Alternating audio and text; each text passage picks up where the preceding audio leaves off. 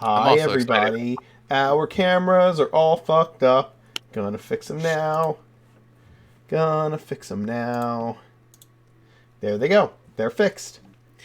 Welcome to our Tuesday night D&D stream. This is Artifact Recovery Corporation. Uh, it has been an evening. Apparently, Foundry has decided that it would like to shit on our game today, so we have been working on fixing that. We apologize for the delay. Also, I thought the chat room was live 15 minutes before it was actually live. I'm really good at this streaming thing, if you haven't noticed yet. It Pro. is. It is. Okay. Well, I'm a dungeon master. That's what I'm good at. Streaming is simply. Streaming is simply something that I do, and it is not what I am good at. But here we are. We're live. We're gonna play D&D. Tig is probably gonna get kind of annoyed if we go over because we might go a little bit over time with all the delays, I'll but survive. she'll survive. So here we are. So what you're We saying is that we might manage to finish off more of the spiders, but we're probably no. You finish all the spiders off, remember? But if you find more, expect that a single swarm of spiders will take you a 4 or 5 round combat to deal with. Why? What? Why? Just because we did so bad last time? You didn't do bad. They just were really hard for you guys to kill. It was hilarious. Yeah. Combat's over. I'm gonna ask Pippin for some bug spray. Yeah. Oh, exactly. Oh, never mind. Never mind. Okay. Sorry. We are at 455 followers for our stream, and when we get up to 500, we'll be giving away a copy of Tasha's Cauldron of Everything, which hopefully awesome. it seems really cool so far. I haven't gotten a physical copy yet, but one of you lucky folks will probably get it before me. I will be giving it away to somebody in our chat when we hit the actual 500 followers. So get out there, tell your friends. Come watch the stream. You could win a D&D book that we will send directly to your house. And you will own a nice little hardcover copy of this wonderful new edition to 5th edition. We are also constantly on the quest for 50 subscribers. Every time we hit 50, we give away a set of dice. Our most recent winner is Naihu2, who tends to hang out in our chat on a very regular basis, and we will be sending them a set of dice, care of our sponsor, farboco.com. If you have not checked them out, please go to their website. They are lovely people. I know the 2 of them personally, the owners, from having gone there with such great frequency to my local LGS that we are pretty friendly. And he is super excited to be supporting our stream and vice versa. He likes to play Skyrim and listen to us play. So if that's something you like to do, you can relate.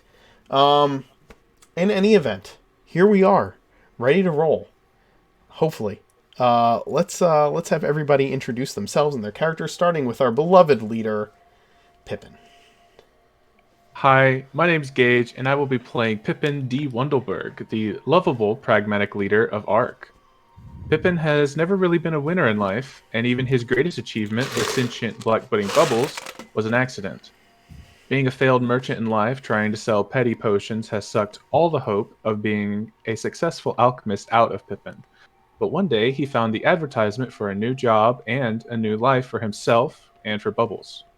Will Pippin become a successful alchemist and make his dream of having mass-produced bubble potions in every household, or will he end up an abandoned, ghostly bachelor like his grandfather? Who knows?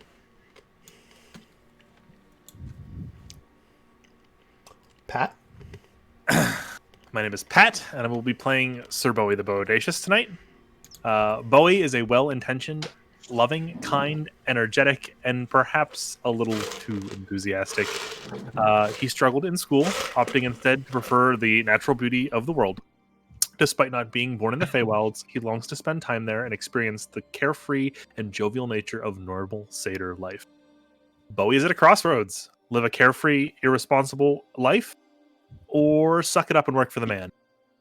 But perhaps through Selasana, there is another way.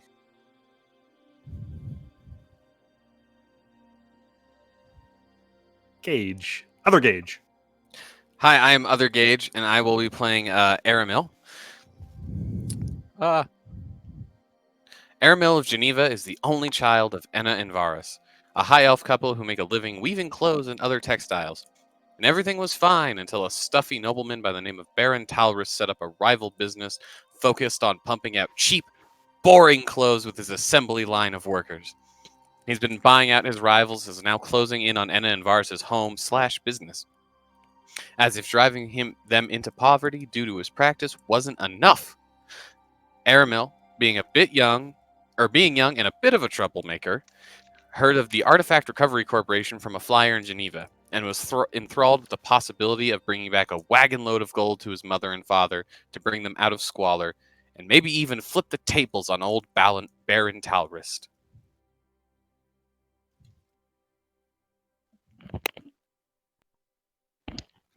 Hi, I'm Tagori. I play Longpaws, a Goliath Ranger, with a thing for balls. She's been cursed with social anxiety, so she doesn't want to talk about herself, including right now. So that's all she's going to say. That is perfect. Hi, I'm David. I'm playing Leopold André, a cleric of Thormodon, a disinherited nobleman, an adventurer by trade, a son and a brother. And for many long centuries, nothing more than a chunk of petrified rock. Discovered and restored to life by the Artifact Recovery Corporation operating out of Ironstone Hall, Leopold André was returned to a world very different from the one that he knew. The Valkyrian Empire had collapsed, and his family line was extinct. But surely there must be some purpose behind his being here, some part for him to play in Thormodon's grand design. To that end, Leopold has joined the ARC franchise based out of Deerbluff, to make use of the skills that he possesses, to make new friends in this unfamiliar world, and to hopefully return to the station in life to which he had been accustomed.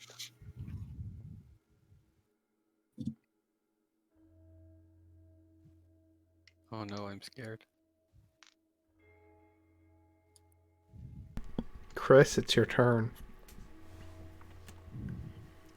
I'm here! I'm here! I'm here! I'm here! I'm here! I'm here! I am Gresk Hosker, wrestling legend extraordinaire and intrepid legendary adventurer. I have stumbled upon these hapless fools in search of a leader, and I am here to accomplish just that goal. Let us get started.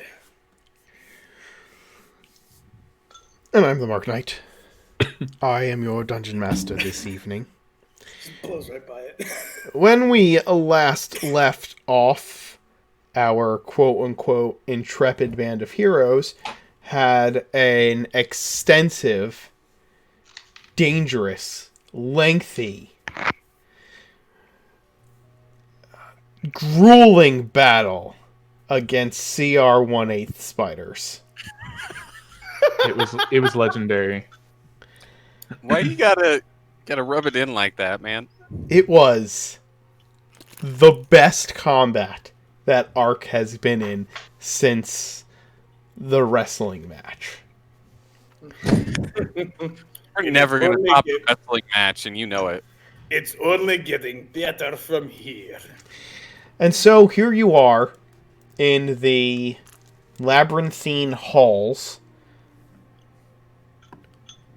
dug beneath Nickel Key Cutter Cabin. These gnomish structures where the Nickel Key Cutter family's tinkering secrets are buried. Abandoned, long abandoned. there are signs that it is not wholly empty. As amongst the burned out webbing within the secret room that you had discovered, you find not only the now destroyed exoskeleton of the strange bipedal insect that was wrapped in the webbing, but you also find the bones of some long forgotten humanoid carcass, picked clean.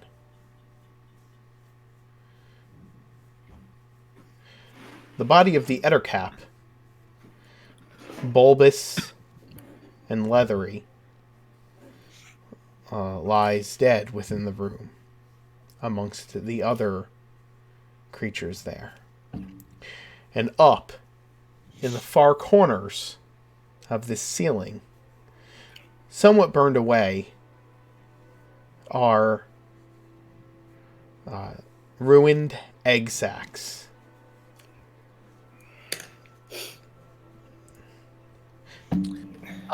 So are the egg sacs like? Do they look completely destroyed? They're charred and blackened. Should we maybe finish those off just to be safe? Can I use the Ettercap's body to destroy the egg sacs? Sure. You can do Okay. that. Is that kind of like... Which half? I'm pretty sure you like split it right down the middle. No. I didn't grab an arm and tear him in half like a wishbone. I just smashed the fuck out of him. He did what the Hulk did to Loki. Mm-hmm. Uh, So I just grab a leg and I start swinging him like a flail.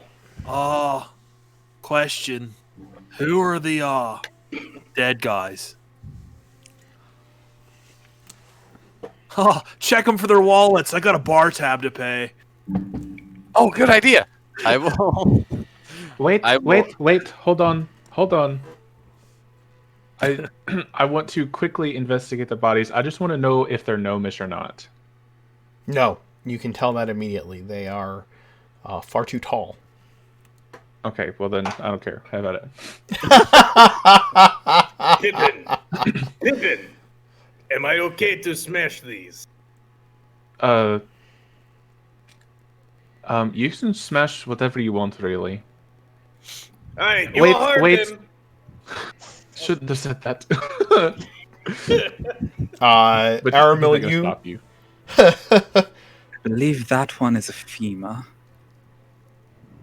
And that one is an ulna, perhaps. Oh, I'm pretty sure they had a bone to pick with the guy we just killed, though.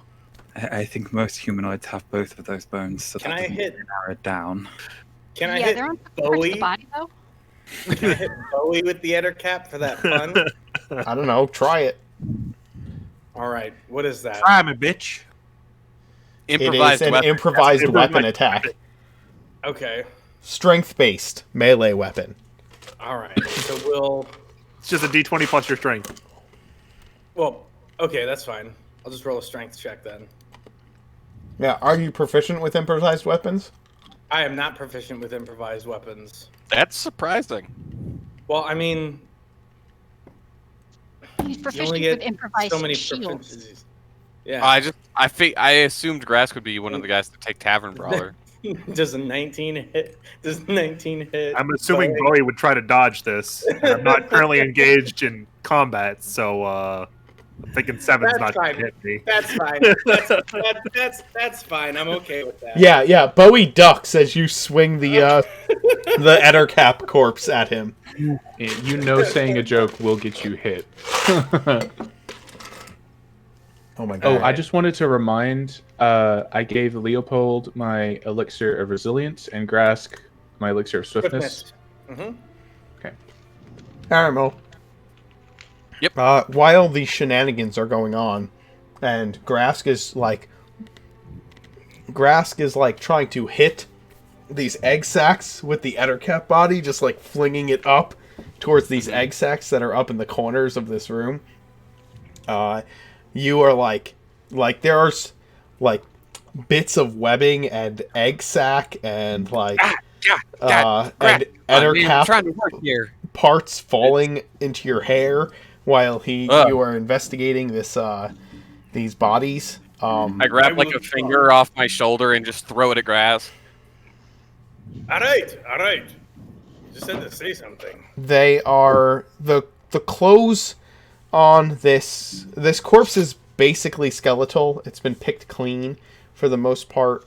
It is yellowed, and the bits that have clung to it have like long decomposed and dried.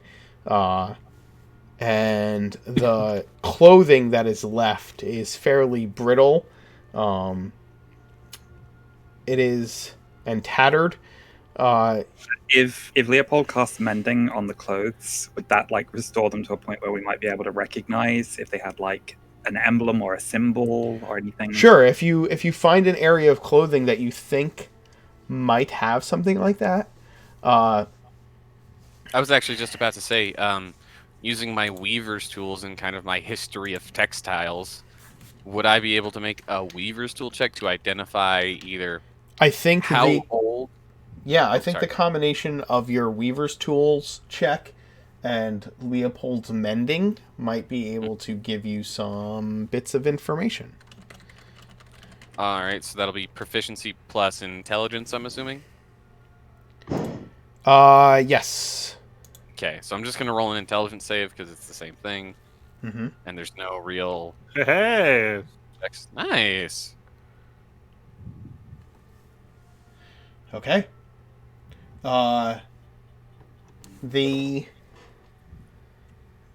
Leopold, you were able to find some bits that look like they may have been leather or between the two of you, you're able to piece together enough of this older clothing. Aramil, you can tell that that between the fire and age, that this body is probably been here for I don't know, a decade or more. We'll say.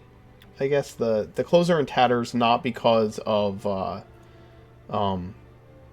age, but because of being torn apart by the Ettercap and its offspring. Gotcha.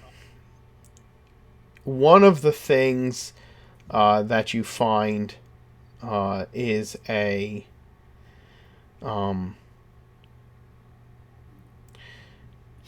let's see.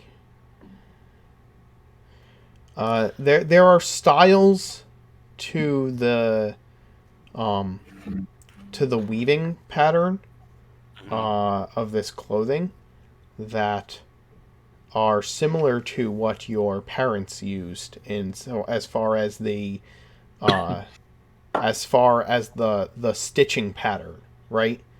Not necessarily the design of the clothing, but the stitching pattern is one similar to what your parents would use, and you know that part of the reason your parents' weaving was popular was because high elven stitch patterns are not common Right. around Oridon, so it was unique. So does this look like something my parents actually made? No. or is it- No. It is an Imitation. elven style of needlework. Okay, does that make sense? Yeah. Yeah, Yeah, I it's- know what you mean. Yeah. Needlepoint. Does that mean that these were elven bodies, possibly? that's what he knows. Whatever you infer from that information is your business. I'll be right back. Okay. Can you tell the difference between the species based on bones?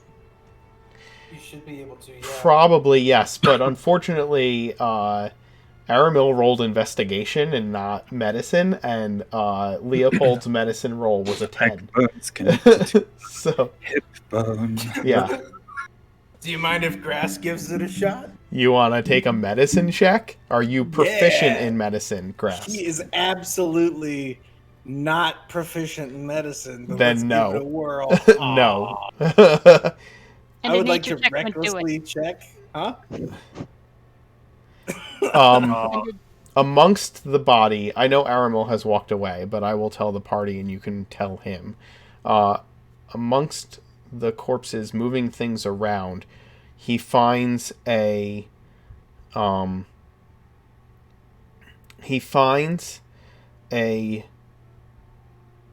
silver clasp in the shape of a spider amongst the bones. This would be like a cloak clasp or something. Yes.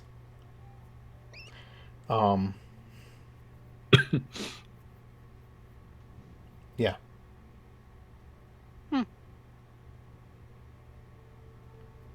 Oh, hey, quick check, everybody still got like 2 legs and everything, right? Minus Bubbles. Yep, I'm all intact. I didn't really, I was hiding behind the wall for the, that entire time. I didn't really see a lot of what happened, but I heard a lot of what happened. It was a weird experience. Like, I just hear Grask yelling wrestling moves against this swarm of spiders, and then it was weird. It was really weird. Hey, Bowie, the mouse left, right? Oh, he's way back at his house. Oh. Does that mean Mare can come down now? Well, no, because Mare's watching for those rack morons. Phooey. Plus, I don't know that she'd fit real good. Kind of like tight down here in some places. Does anybody happen to know specifically what this creature that we fought is? Ugly bug thing? Is it the sort of thing that might have been kept here because it produces silk or some kind of venom, a reagent that might be useful for crafting potions? Or is this something that has stumbled its way in here? Possibly That sounds like creeping up- Pippin hasn't thought of that before, but as you said something, you got him interested. So I'm gonna go investigate the Ettercap and try to find material components. Bowie or I know anything about ugly bug creatures? ooh, shape of a spider. You can Shape of a spider. Yikes, that's not good. you can make a nature check, long pause, Have survival. and Nope. you've never seen an Ettercath before. Ugly bug creature. Yes. That's all there is to it. It's spidery in nature, but it has too few legs to be a spider. Right. Makes it a bug. Okay, I want to walk up to Bowie and ask him, Bowie, I could do the same thing for you that I did to Leopold's necklace if you want me to. Would be handy, but like Leopold's got light on staff, so I think we'll Sunny be okay. sunflower. Oh, all right. Well, in that case, Yeah. long pause. Can I have 3 arrows then? I'll give them back, I promise. Okay. I'll hand him 3 of my arrows and watch what he does with my equipment. I'm going to take the arrowheads and dip them into bubbles, and when they come out, they're going to emit the 5 feet bright light, just like Leopold's necklace. If we see any bad guys, you hit them with this, all right? Oh. Is there a way to muffle the light until I try to hit them with it? Put them in your quiver. Yeah, I assume they fit fully in your quiver. They're on the tips, right? So if you put them tip end down in the quiver, the light will Like only arrows be are supposed to be. yeah, they'll only be lit inside your quiver. But when you pull them out and draw the bow, I mean, the arrow's going to be glowing. So It's gonna mess with the whole hiding in the darkness thing, but Well, it you won't don't mess with have their to hiding in use the them. darkness thing. you can So- use your regular arrows while you're in the darkness, right? And you can use those specific ones if you need to mark a target for the rest of the party. Okay, that That's- makes sense. Yeah. It's just gonna kind of look like you put a flashlight against your hand and you can still kind of see the light coming out from the other side. Or maybe that's just me because I'm pale as hell. So No, I know exactly what you're talking about. I have a nice solid leather quiver, and Mm. I will stick them in there and make sure there's no holes to make nasty glowing light come out of and give me away. Yep, you're good. I won't penalize you for Pippin giving you something awesome. I'm not going to do that. that is like I suppose big if brain we don't plays. know- I'm gonna steal Where- that from my artificer. I suppose if we don't know where exactly this thing came from, we can't be sure that there won't be more of them down here. It might be best if we stick as close together as possible as we advance, in case there are more of them. Yeah, and me and Longpaws can scout ahead a little bit, like stay a few feet ahead of the party, give or more. advanced warning. The I can- mental link is still with me and with Longpaws, right? Yes. Okay. Well, you tell me what you're doing, said the DM. God. Do you want to, like, out of character? Do you guys want to head to the room where Aramil like locked the door again, or Well, do you, or where Aramil locked the door or shut the door, or do you want to head back to the room we came from with like the 3 doors and see what's in the other doors? Actually, a question about the setup here. When we open the secret wall here, does that actually block the other door at all in the hall? Oh, no. No. The secret door is here in the square where Aramil is standing. And the other door is here. Okay. And you guys Yeah, 'cause can we, open and close doors that are not locked. Gotcha. But We haven't This- used a map like this in Foundry for this game, have we? no. Okay. the last time it was Roll20. Yep, Yeah. like back in session like 2. If you come up to a closed door that is locked, it will make a clicking sound when you click on it and tell you that it is locked. If it is unlocked, Ooh. it will open when you click on it. Cool. Okay, so So like the one where Grask is, if one of you click on it, it will close. And if you click it again, Oh, it'll that's open. cute. Oh, I see. That's really yeah. I use those in There's a map in the Wildmount game that I make great use of all the doors. So Mhm. All right. Well, the nasty evil claw marks were on the other side of this door, right? yup. This door So had who votes been we go the other way so we can maybe sneak up behind the creature? It's not a bad idea. At the very least, we don't Uh-huh. walk right up to it. point of clarification before we like have this conversation in character. You did shut and lock the door, right, Gage? Yes.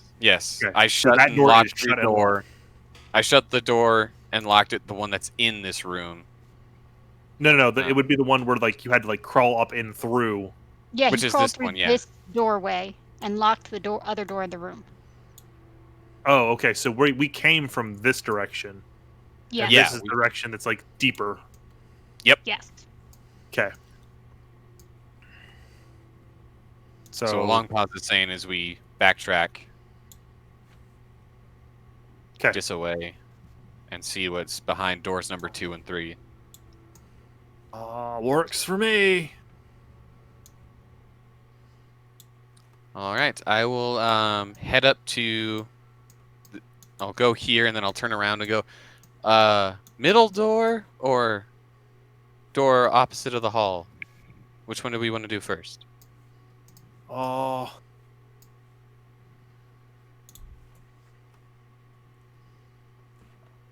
So where did we enter this dungeon from?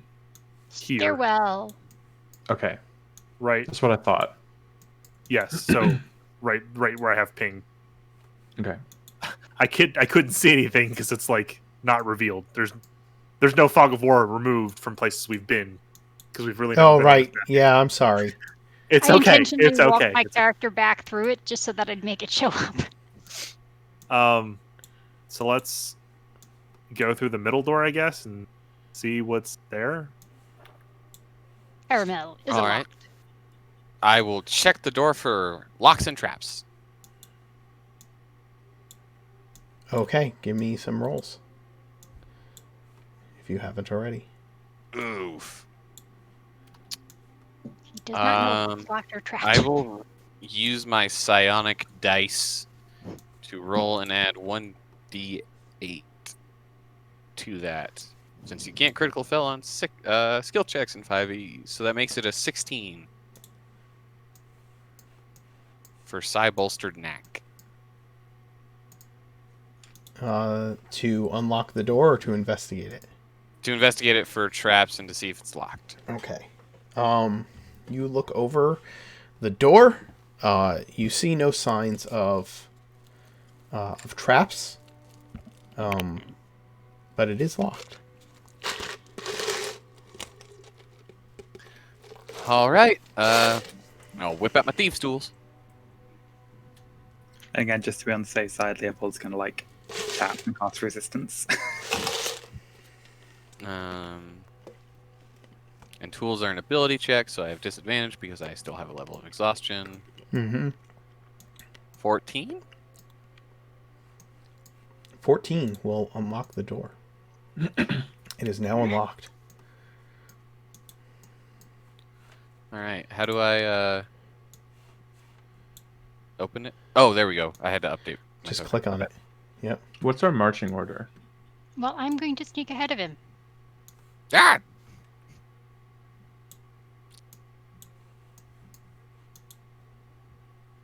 All right. I will go in behind the long pause. Okay. You find a room that is, looks like it was, would have been kind of an entryway, or like a antechamber. There's rubble on the floor from old broken furniture that is long since been just kind of destroyed by time. But the room itself seems like just a room where there would be maybe some initial tables of knickknacks and maybe some paintings or tapestries that would simply be the way to enter in from the cottage into this space. But it's otherwise just rubble now. Are we So, talking like, stone walls, stone floor, stone ceiling, or Yes. we're nice underground. Is what? Stone? Is it nice stone? Like Oh yes. Yeah. Yeah. so this is like fancy house. Not Pretty. not fancy house, but it is well made. Okay. It is made for longevity. Brick versus cinder block. A little pretty, but Yeah. Like- not your marble columns kind of thing. Right. Solid construction.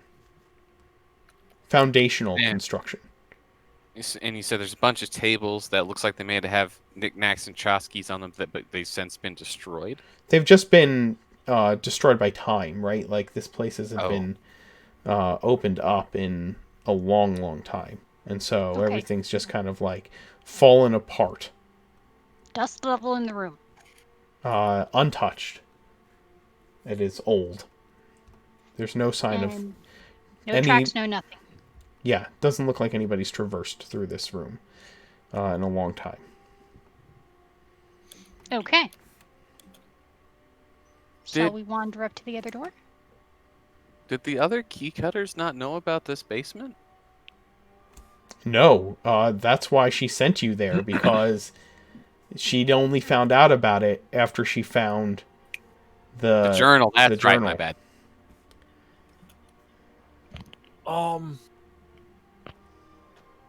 Are there any like other? I guess I'll step into the room, or can we shuffle into this room, or is there not enough room in this room? Oh, there's plenty of There's room in enough there. room. Oh yeah, I in, forget come you guys in. can't see. There's a lot of butt in Can't the way. see. There's a lot of butt in the way. Grass. Yeah. Push Grask. Say move it. Yes. Okay. Gosh, no need to shove. I love guys are watching all all the hasty. tokens just shuffle. So now that I'm in this room, Mm-hmm. are these knickknacks similar to the knickknacks that were in The key cutter house? Grandmama Key Cutter's house? Yes. Anything that jumps out to us as not particularly eaten by time or Or anything Oh. shiny now that there's light. yeah. Yeah, and- give me anything. give me an investigation roll. If everybody's searching the place, then whoever wants to roll it has advantage, as in you have the help action, there are right? two people that are good at this. So Go ahead, long pause. I got exhausted. like so. I would point out you have advantage. Oh, not that matters much. But it apparently Uh, doesn't matter because I am distracted. Measly Because 13. like if there's something, well, like Mrs. Keycutter had like all that cool stuff. Is there like any like family stuff here or? Well, Long Tiny Pause starts searching for the things that you're suggesting, Bowie. You ask if there's anything like what she had at her house. And Long Pause, as you're digging through these piles, you get distracted because you find a slightly chipped but otherwise not worse for wear tiny clockwork cat. I'm keeping it. It's I found a cool tchotchke. It is mine. It's about the size of it's like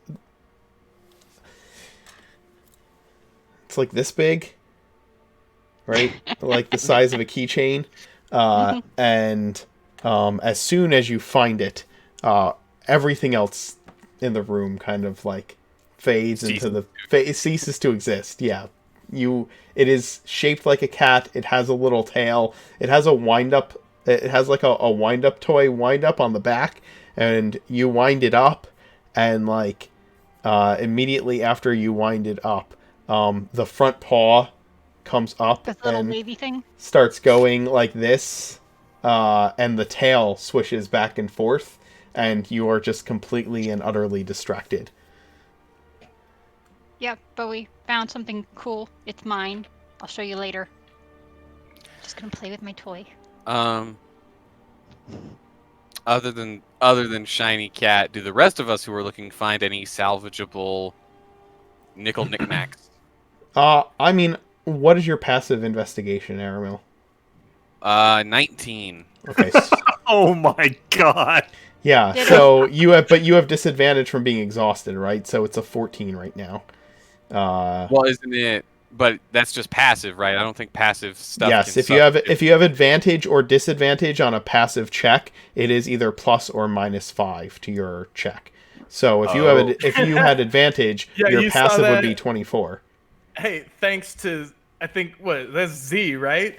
I mean, that's something that I already knew, but Z made it very apparent Yeah. in the yeah. video, I but that's did not something I've know used that. before. Yep. Yeah. Yep. Same thing with your passive perception. If you have whatever your passive perception is, if you have advantage or disadvantage, that affects your passive perception, which is why somebody who has advantage plus like Expertise. and the observant feat. What?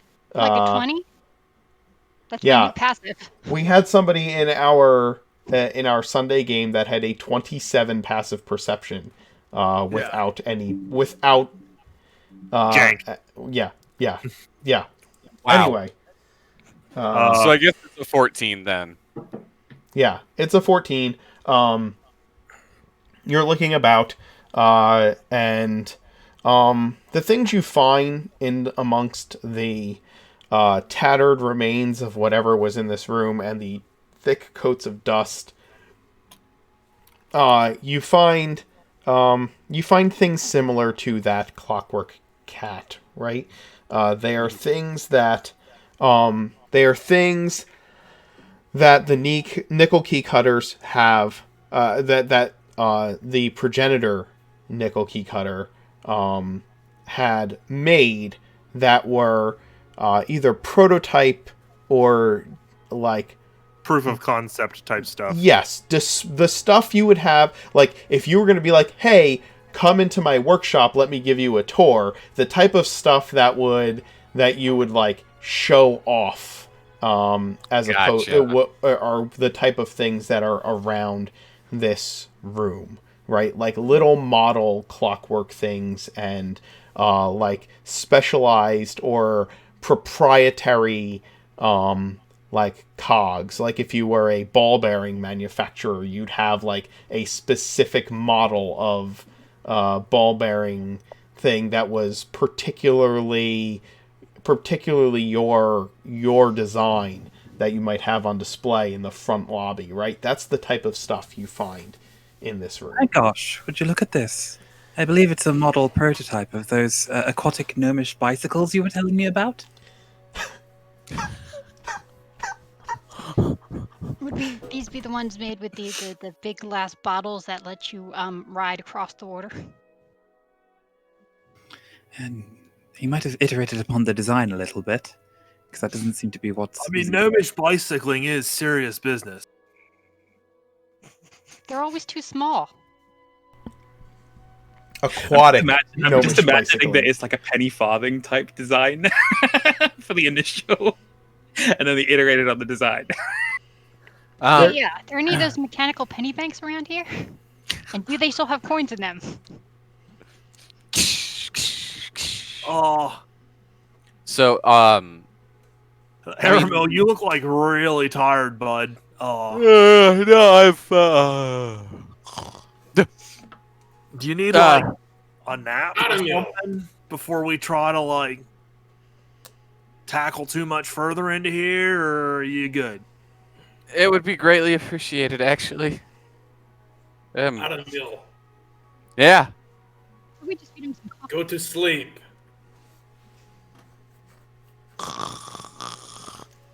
Haha. Win number 13 for Grant. For real though, before- I don't have a way to remove exhaustion, and I don't think Leopold does either. Yeah, No. he would It's literally need. The answer is, if we I want a wasn't rogue sure to yet. continue to pick locks, I we probably should go take a nap. I can pick Yo, locks. dude, I was about to suggest that in character. Can you hold off a bit? Longpaws can pick locks because she's got a level in rogue. Yes, I have my own thieves' tools. Can I just say, I Yes, love but this this place, this room is quite large. We've got plenty of space to spread out and take a breather before we press on any further than we need. Yeah, and the stone mean, floor we is also- nicely carpeted with dust. It'll make a nice cushion. It is fine if people need cushion. Then We also have a cabin up the stairs. With That's actual not beds in and use. stuff. What Longpaws is saying. But I want to point out, it's like noon. Yeah, that cold really did a number on me. should have put on my cold weather stuff sooner. If than I did. if we really want to spend some time in here, I can make it where it's safe. I promise. If we want to be safe, we'll just go back upstairs. The question is, do we want to do it now? I mean, if you guys want to rest from our trip, I will go sledding some more. I'm happy to do that. Hey, long pause. You want to build snow satyrs with me? I was thinking Yes. sculpting the goddess of Mare, but that would work. Oh, same thing, really. No, it's not. Before we leave, Lady Keycutter did say she would give us like some like commission pay for like any stuff, like any trinkets or valuables that we were able to salvage that belonged to her dad, right? So should we like gather Grandpa was, all this? like sneaking the little cat thing into her pack very sneakily so that nobody remembers about it. I'm too tired to notice. So should we like gather all these up and put them in a bag, and then we can bring them back to kind of up the I price a little bit? I think we can worry about collection when we're absolutely sure we're done exploring everywhere. Yes, but if we're going to go upstairs to take a nap, we might as well clean out the goodies from this room. So, are we going upstairs to take naps for some people and play in snow for others? Yes? No? Mr. I was Boston. going to suggest that we just let Aramil sleep on my shoulders while we keep going. That does not sound Oh. safe or comfy. You don't know. Well, of course not. She's got Mare to snuggle with. Exactly. Yeah, that's much safer and comfier. Much safer and comfier. Safer? I'm not too I'm sure. already We're in not going my to have trance. this conversation right now. Listen, Aramil, you're the one that's tired. What do you want to do? Aramil has already entered his trance to start resting. Right. It will only take, if I remember correctly, it's gonna not take as long for him to recover as it would for the rest of us.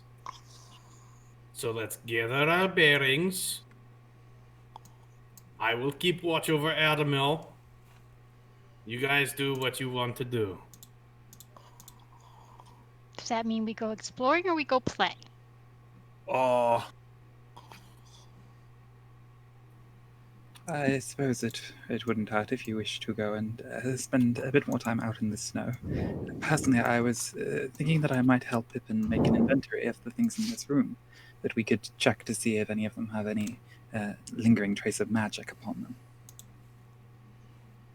I have an out of character question. Yep. For Aramil to effectively get rid of his exhaustion, is that a short rest or a long rest? A long rest. For him, that's a whole 4 hours. It's right? 4 hours of. sleep. It is 4 hours of trancing plus 4 hours of non-strenuous activity. So reading or So not picking locks and chasing monsters. correct. Oh, so I still need a full 8. You need. Yes, you only need to be trancing for 4 hours. But from what I understand, raw is that you need 4 hours of trance. And most people, an 8-hour rest for most people is 6 hours of 2 hours sleep, is 6 hours of watch. sleep and 2 hours of non-activity. Okay? Of non-strenuous activity. For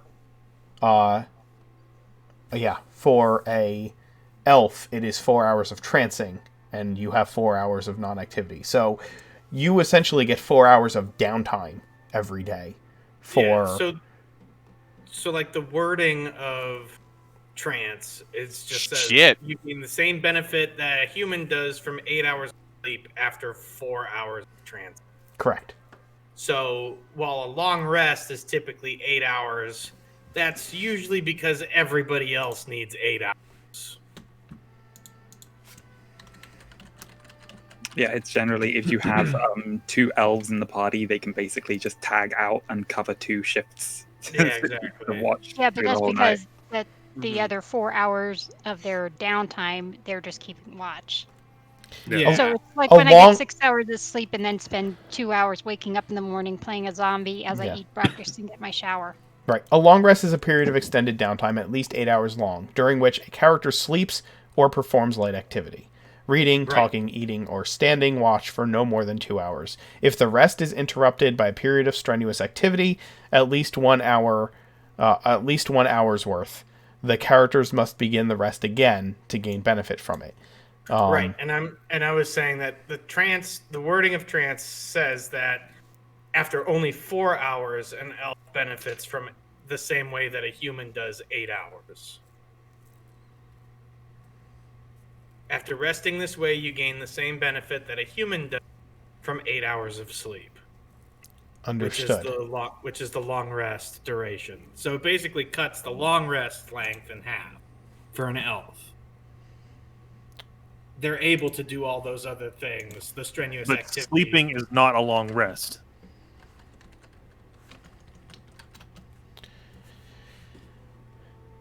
Okay. All right, look, it's not really the point. Armo, are you gonna do the? What are we doing? I guess is my question. I will trance right here in this room.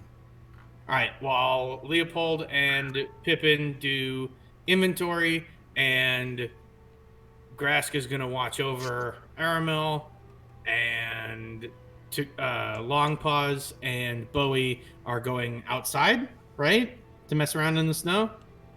I think, Want to play? right? Is Yeah, we'll do that. That's the But plan. Grask- Grass, Awesome. you should really carry your pseudo son up and at least put him on the couch or something. Got to be more comfortable than a cold stone floor. Oh, there's that hot chocolate up there too if you want some more. I don't think he needs hot chocolate. I'm never living that down. Nope. Probably not. No, but come on, you can at least carry him up the stairs. Absolutely, I can. But then, who's going to watch Leopold and Pippin's back? Fine, I'll carry him up the stairs. He'll be safe up there. You watch these two. Very well. Let's go play. I'll carry the Alright. little elf dude up. Okay. Okay, you head back up to the cabin. Yep. Give me one We say hi to the second. mouse on the way. Yeah, as an outside, I am set up for travel, and we jumped right into this. Yeah. Okay. Give me one second. I'm looking. I'm just gathering some information. Real quick. He's trying to decide if it will be dinner time or bedtime when Aramil's done sleeping. It'll Meanwhile- be 8 o'clock by the time I'm done. If it's noon right now. Meanwhile, some snow He- cat and castle ever. Look, he doesn't need. Look, all we're trying to do is recover a level of exhaustion. Yes. Give me 8 hours Can, of sleep can you will do that. guys give me a second with that so that I can tell you how much time has passed. That is specifically what I'm trying to determine based on the compendiums and erratas that have already discussed this. Okay? They specifically in the it has been addressed in two different ways, but the official ruling for trance is: does the trance trait allow an elf to finish a long rest in 4 hours? And it says, if an elf meditates during a long rest, as described in the trance trait, the elf finishes the rest after only 4 hours. A meditating elf otherwise follows all the rules for a long rest, only the duration is changed.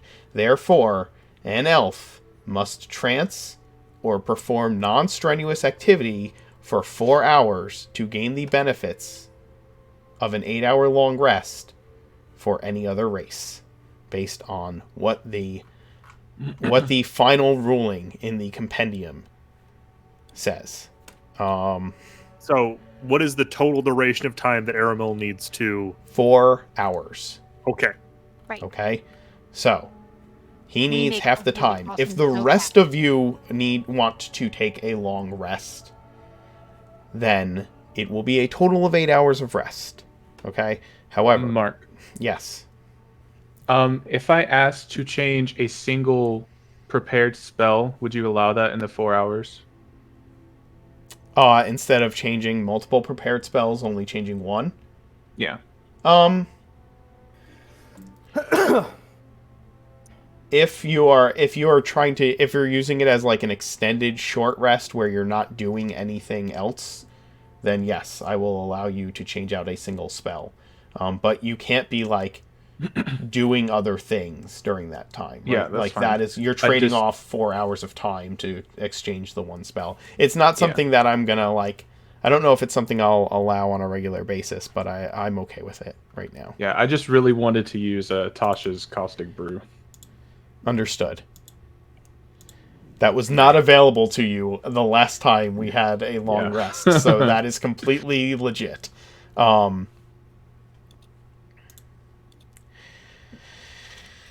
But Leopold is going to have dug around inside his priest pack, taken out his censer and shaved like a little bit off of one of the blocks of incense. And sort of spent time getting that set up, spoken all the necessary incantations for a ritual casting of detect magic. And so it's just going to walk with the censer sort of around the room, letting this sort of very pungent, sort of very woodsy smoke out. And if anything is magical, the way that the ritual is going to work is that the puff of smoke will take on a color associated with the school of magic that the item Sure. presents. So it's just going to try to make it like a general inventory of if any of the trinkets still have any trace of magic on them.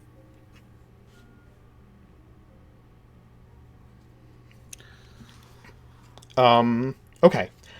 You cast this, and the various items in the room. Are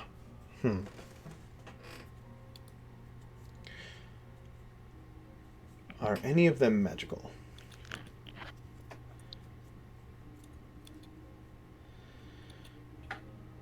Possibly.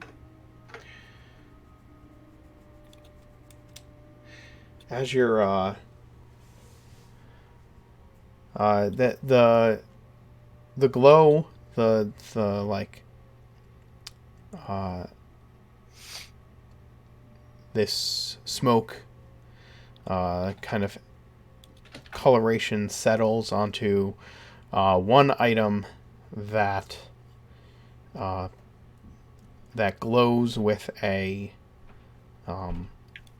abjuration color upon one of the items in the room, but the others are otherwise inert.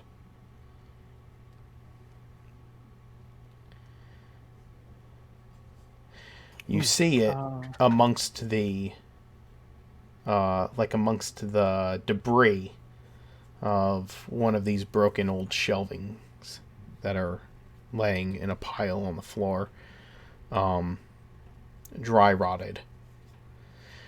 And as you pull it out, you find... I was going to say, if it's abjuration, Leopold's not going to touch it. Okay. All right. Because there is a chance it will react. And so it's instead just going to like look over to where Grask is standing guard at the door. Mm-hmm. He's just leaning against it too. Like I was hoping you wouldn't mind because he took a decent bit of damage if I short rested. Yeah, if you guys are doing things and you're just kind of hanging out while that happens, if you're just leaning against the door, you can take a short rest. I don't care.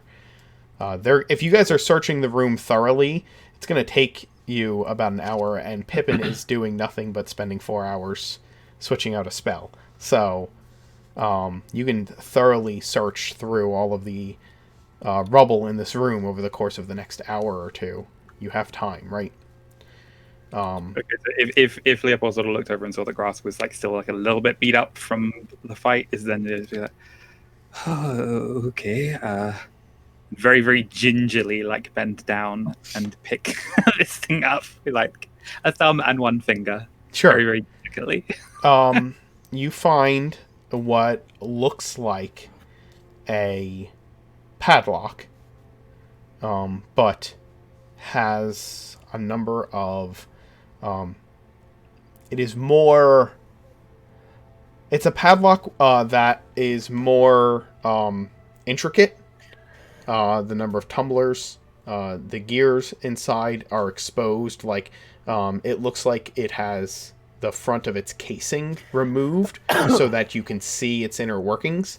And there is an abjuration aura coming off of this clockwork padlock.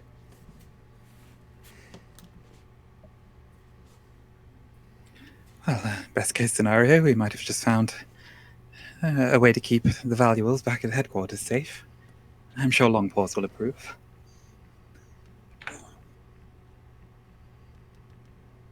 Meanwhile, Longpaws is saying, Bowie, we have to push harder. The snowball's not big enough. Alright? It's not. Look, it's only up to my chest. Bigger. Push! Huh. Well, okay. Hang on. It's just like backing up with his legs, trying to push this gigantic fucking snowball.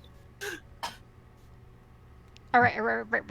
We'll turn sideways so that we're kind of on an incline hill. If we go around the side, we'll just push that direction a little bit. That'll let us get it a little bigger. Then we have to make another one.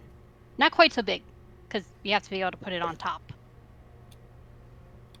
But the goal here is to make it at least mare-sized, okay? So when Mare sits up so pretty, you know. Okay. Well, like, how do you... I'll be right back. Bowie goes and starts rummaging through his pack for, like, a piece of rope that he can cut off so that he can make little whiskers for our mare man. And... What would be even better is if we could get somebody to like make us a giant cube and then you just carve it down. It is way fun to do that. You get to attack it with swords and stuff. Well, that's great, but what's a cube? Oh no. Did you ever see a gelatinous cube? Well, I guess you don't actually Well, that's see them. why I call it a cube. Yeah, it is. It's that shape. It's like a house without a roof. That's... When you just get wet? It's snow. You're already wet. Okay. Right. So we make this humongous snowball. Then we make a smaller snowball. Then I need a couple of... I'll climb up there and Bowie will have to pass me a couple to make ears. Okay. Guess. Yes. What's crazy is I know for a fact Tig is drawing on real world experience of designing and sculpting snow for this, because I've seen that picture you posted of some of the sculpting you did. I did a really nice flying snowcat a few years ago with my niece. It was fun. It was bigger than my niece. We didn't get to make any really cool ones last year. I need snow this year. The scale of this mare snow sculpture is... It's going to be like 10 foot tall. Yeah. Yeah. With 7 foot Goliath, that makes perfect sense. I'm 5'7", and I've done the 6 feet tall ones, so that works. Besides, I have a nice Bowie to help. Always easier with another person. Definitely better. Ooh. Mare, you want to help a little bit? Hey, Long Paws. Huh. Did we just become best friends? Half best friends? Mare gets first place. Oh. I mean, Well, like... Mare, No, that's fair. That's Mare kind of like looks superior. Conceited AF, basically. Yes. Best humanoid friend? Well, I'm not one of those either. You are. 2 legs, 2 arms. Humanoid. No. Apparently you define it differently than me. That's Well, stay friend? Like Leo's human, right? But I'm like not. Right. Even like I didn't say best even human like friend, I Aramel's said humanoid. even Aramel's human. Like I'm not. You fall under the basic shape, Mare and I are the same though. but then I can't make you best without being under the same category as him. You become second. We need a separate category. Best male friend?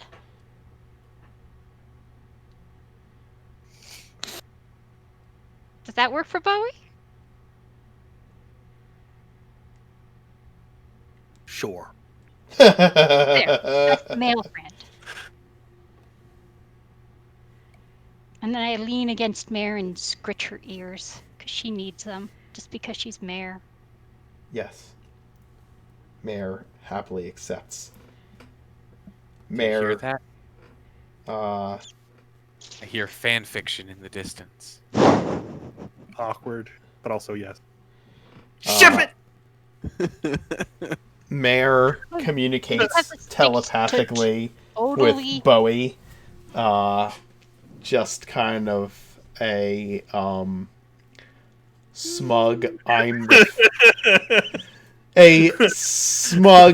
I'm the favorite kind of sensation of thought comes your Yep. way, Bowie. But that's all cats, so it's a default cat setting. Have you made you have spent time making a snow an 8 to 10 foot tall snow mare? Yes. Yes, can absolutely. you With rope whiskers. can you have Bowie to help? So I think it's what would this be? Athletics, performance. Yeah. Convince me of what you should roll for this, and then roll it. I'm at least strong, so I will help with that. Well, But let's see. I've got good nature, good animal handling, so my anatomy stuff's probably all right, shape-wise. And I've got I'm gonna good go with depth. athletics. It's the only real shot I have in this. Go ahead, Bowie. Make an athletics roll for. 24. You were able to easily lift as much snow as she possibly needs. For the Definitely not shaping performance, of though, it, I think it's a because- dexterity-based roll for shaping it. Why don't you just give me a dex roll? Unless you have some kind of tool proficiency that would work for it. Shaver's tools, like one of the little Like snow jeweler's cone tools? machines, like. I'll have you know, when I do snow sculptures, I usually use, let's see, I've used the sword. Nice. I've used, I often use in, you know those paint scrapers that have like the little carving, the thingy for like scraping the rolls and stuff? Yes. One of those. I use my paint palette tools, and I use my pocket knife a lot.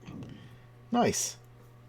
In addition, of course, to gloves, hands, and Yeah. whatnot. Just go ahead and give me a dexterity roll, I think. Unless you had like I said, unless you had something that like That's a sad sculptor's one. tools or something. That's good enough. That's good enough. It looks pretty good. It looks pretty authentic.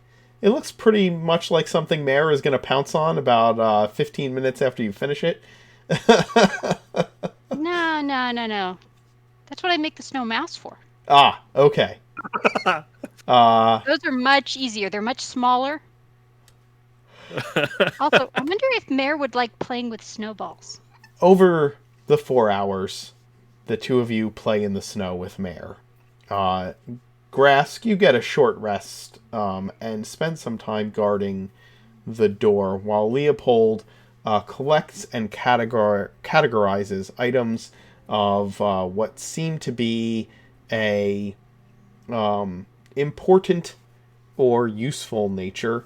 You find that clockwork lock, and you find a number of non-magical trinkets, specialized cogs, and various models of larger, of what would probably be larger scale inventions. One of which is a miniature model of the Dragon Guard Keep weapon. These goblinoid Matryoshka dolls are particularly unsettling. It's like a goblin inside a hobgoblin inside a bugbear. That is amazing.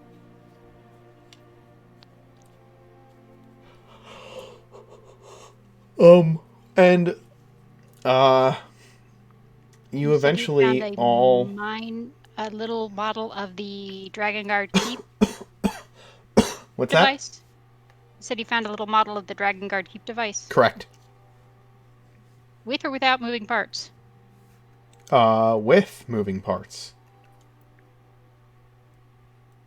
Excellent. Although their function you don't necessarily understand. You see that it can rotate, and rotate and swivel, right? Yeah. Yes. Yes. We'll just exactly all of those faces. Yes, exactly. Pivot. Elevate. If we Yeah, put like a that's the thing, toothpick, right?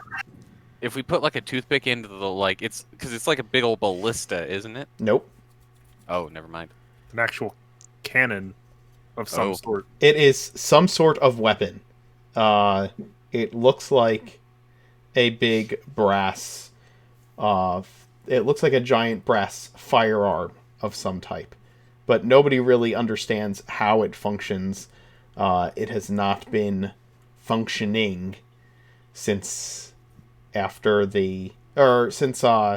like around the time of the prehistory cataclysm era of Oridon. I'm just gonna go ahead and call Kirkbride right now. You're gonna call what?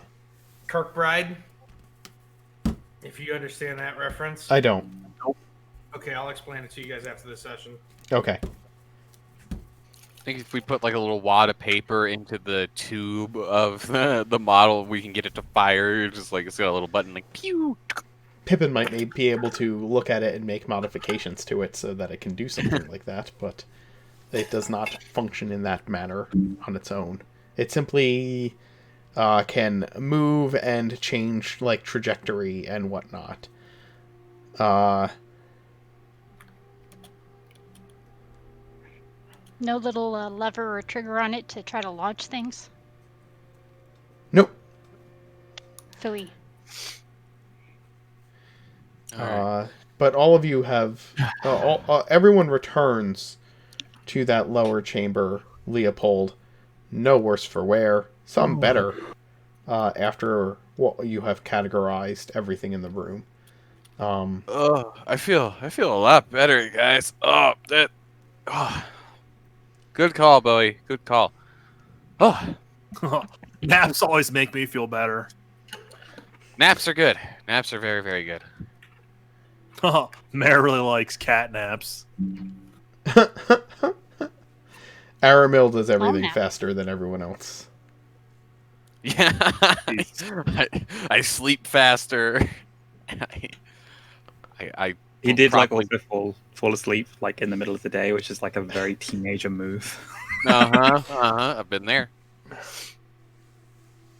Next time, wear your fucking jacket.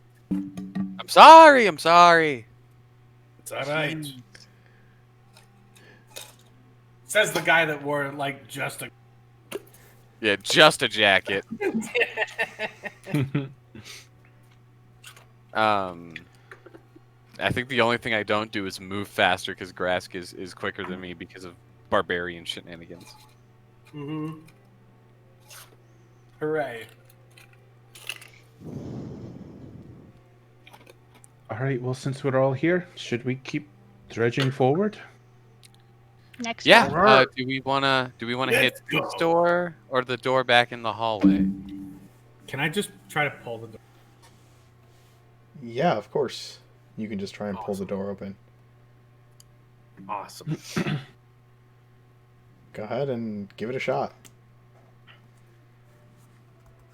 Would I have enough time to react and do a quick resistance cast on grass? Just on Yes.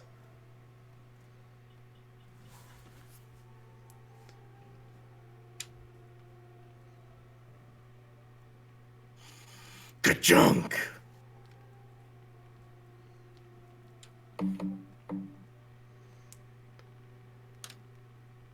Sixteens.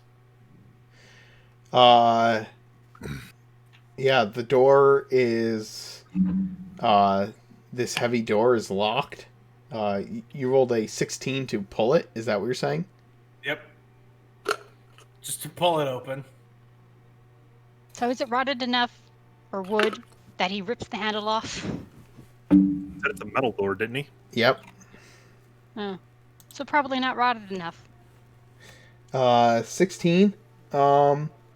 You pull and something cracks.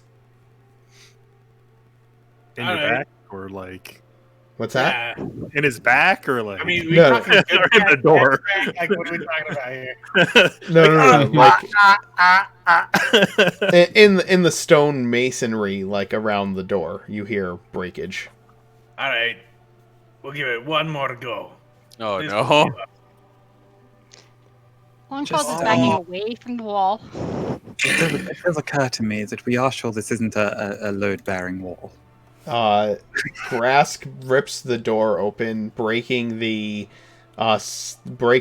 stone, breaking and chipping the stone around the latch of this metal door. The door will now not stay closed.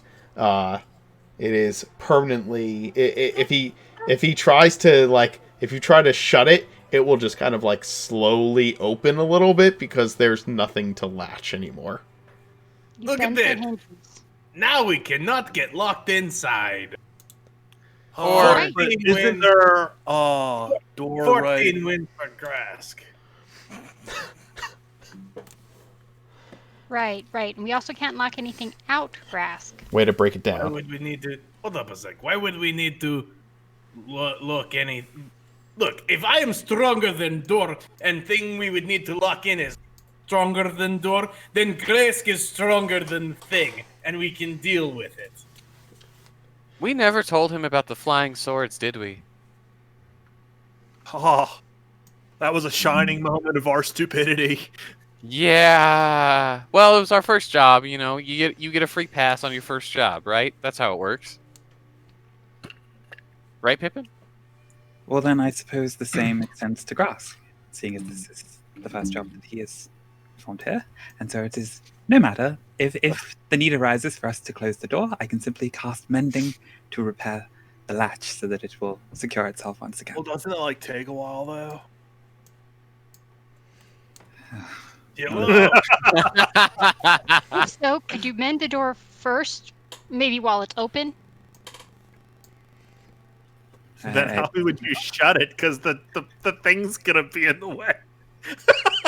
We asked Aaron. Yep. You have a door that you just can't shut here. We had this problem at my job with our receiving door. This is the exact problem that I have to deal with in real life. Please don't make me deal with it in D&D. Just let it hang. It just hangs. I mean, it. Like I said, it just kind of swings open a half an inch if you try to shut it because there's nothing for it to latch into. All right. How should So we? Well, Grask went in, so I followed him. Sure. What's in this room? You move into a room that looks like a workspace. Metal tables are in the room with old tools and pieces of machinery. This looks like a this space looks like one that would be like an assembly line, right?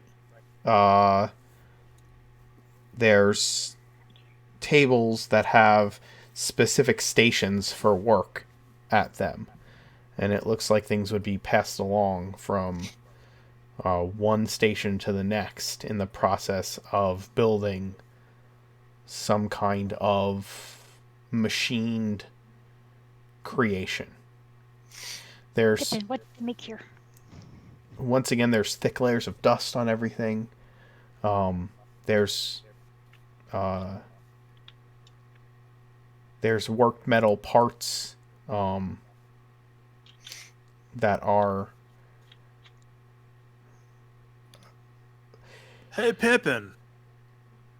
Have you seen any of those tags that are like in your grandpa's workshop? Gnomeshas? No, this place is Are there any plaques on the wall? No, this place is pre-Gnomesha. Okay. It was probably shut down by Gnomesha for poor labor practices. Workplace safety violation. Yes. This place is the reason why Gnomesha was created, right? Oh wow, it's that bad. Yeah. Gnomish just child stains on the labor floor? laws were put into place because of this place. Oh Jesus. Oh, Well, can you get shut down for violations that didn't exist when you built the place? In a monarchy, probably. Yeah, that's fair. Typically, they would just find a law that already exists. It's like the fact that in America, a load of the earliest child endangerment cases, it was under animal cruelty laws that the parents ended up getting prosecuted because animal cruelty laws predate child safety laws. Wow. damn heathen kids. What are we looking for again? Oh, Needs to open this door. Technical stuff. Grass, stop Hold ripping on. open doors. oh. Well, We're looking for stuff about the Dragon Guard Keep weapon, because she believes it's very, very valuable. She's also willing to pay large sums for us to, explore here. And other trinkets and Bring back whatever we find, and she will pay handsomely. Payout to be assessed upon completion of the items discovered, but no less than 2,000 gold. Right. Is there any paperwork in this room? hey, Pippin, what do you write your inventions on? Bubbles. Well, there is a very special kind of paper that actually lets you erase some ink. It's really blue. Well, Sad paper. No, It's it's like still a bright. paper, It's like a right? bright blue. it's still paper, though, right? Right. Maybe we shouldn't burn stuff. Wow, Yeah. Bowie. Wow. Is there stuff to burn in this room? How flammable is the room we're standing in? It's made of stone and is Reno covered in would metal. really like and to know. It's covered in metal tables with lots of metal parts and tools on them. There's lots of rust present. Any light switch things that we found, or no? Nope, it's dark as fuck in here. And there's no instructions at any of these tables or anything? No, it really looks like this person put this piece into something, and then this person put this piece into something, and so on and so forth down the line. So it would have been like this repetitive action at each station. So yeah. What a Can we know what mockery. the last station is? There's no craftsmanship here, no passion. It's just people putting pieces together. Yes, that is correct. Welcome to the future. A cleric in near Ravenreach screams loudly into the ether.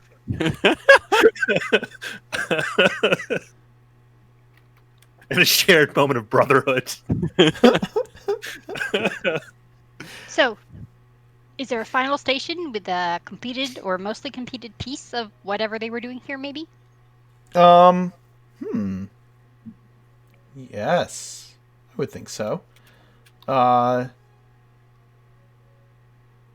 There's at the very end of this line of tables, there is a clockwork toy at the end of it, not dissimilar to the cat you have. Son of a bitch. Are we in Santa's workshop? What? No. All these short people making fucking toys. Are we sure? These are gnomes, not Yeah, Santa elves. had elves, not gnomes. Okay, but does Santa and Oridon use eticaps? Maybe Krampus. Or spiders. Fucking Yeah, I was Archie thinking twitches Krampus internally. myself. Just like, Oh my god, it's Archie's secret dad we never knew about. He's Oridon Santa. Oh, no. that is both the most intriguing thing proposed and the most terrifying thing I've heard proposed all night. Did somebody say Saint Nickel Key Cutter? Oh, damn it. He walked into Son that of a one. fucking bitch. Yo, if this ends with us fighting Spider, friggin' lose my mind. This If this ends with you fighting what? Spider Krampus. Write It's that just a down, write that rejected down. Cloverfield monster design. That's That all. might It's- explain maybe it wasn't 8 creatures pulling the sleigh, but maybe it was a creature with 8 legs pulling the sleigh. Ah. 8 tiny rain spiders. I was No, they'd thinking it be might be one phased. big spider with 8 tiny legs. They'd be face spiders. It would make sense. That's how he gets around all of Oridon in one in day. night. He uses the face spiders and they just blink. God damn it. Canon. Sadly, given the status of this workshop, that would indicate that Santa is dead. No. Okay. Raid his workshop. But yes, you find these long metal tables with rubber mallets and other tools, and just at the end of the table you find a mostly completed wind up like cog toy. Quite the Clockwork cog toy. And we say we wish we had a big bag of holding so we could put all the little trinkets in, but for now Don't we we're have a bag of holding? not yet. Oh. We'll get one when we get a little bit bigger franchise. Right now we have a long pause, so we can haul a bunch of stuff. Yes, Pippin will be able to make one eventually as well, with his infusions. It's Yeah. true. And I'll get one, and our Documancer will get a version of one at some point. Yeah, but it's mostly just to have scrolls. Yes. Hey, Scrolls and paper. paperwork specific one is still fine. My filing cabinets are stuffed. I'd love a magic bag of holding for paperwork. But otherwise, hey, the Misfit Adventures just followed us. Thank you. Thanks for the follow. Oh, dang. I'm sorry, you said Misfit Adventures. Yes, the Misfit Adventures. And we were just talking about Santa Claus. Well, the And there's Misfit Ventures. Yes, yeah, no. The Island of Misfit Toys from Rudolph Shh. the Red-Nosed Reindeer. We don't quote anything that can get us sued. Gotcha. That's a Okay. lie. That is That's a bold-faced a lie. We do it all the huge time. lie. That's a huge lie. Besides, I thought they liked free advertising. Hey, yeah, Misfit Ventures. Join our Discord and chat up your stuff. We'll come watch you, and we'll raid you. So you can share about it in here, and you can go to our Discord and share it. Discord and share it in Community Creations. We love to expand and grow our community to share with other Twitch streamers and other D&D content creators. So yeah, welcome. Thanks for the love. That's what you find in here. Everything's covered in a thick layer of dust. There look like there may have been like parchment or paper stuff on the walls at some point, but they are faded or ruined with time. And there are 3 other doors in this room, one of which Grask was planning to open until someone told him to slow Stop down. breaking doors. Hey, is there any writing on any of the doors? Nope. No employees only or anything? Actually, yes. The north door has employees only. I vote we go to that door. In Gnomish. Agreed. It's got writing on it. I vote we go to that door. Actually, it's in Gnomish and Old Common and Dwarvish. What's this? I can read Dwarvish. That's That's where I found the pretty toy or something. yeah, that's like a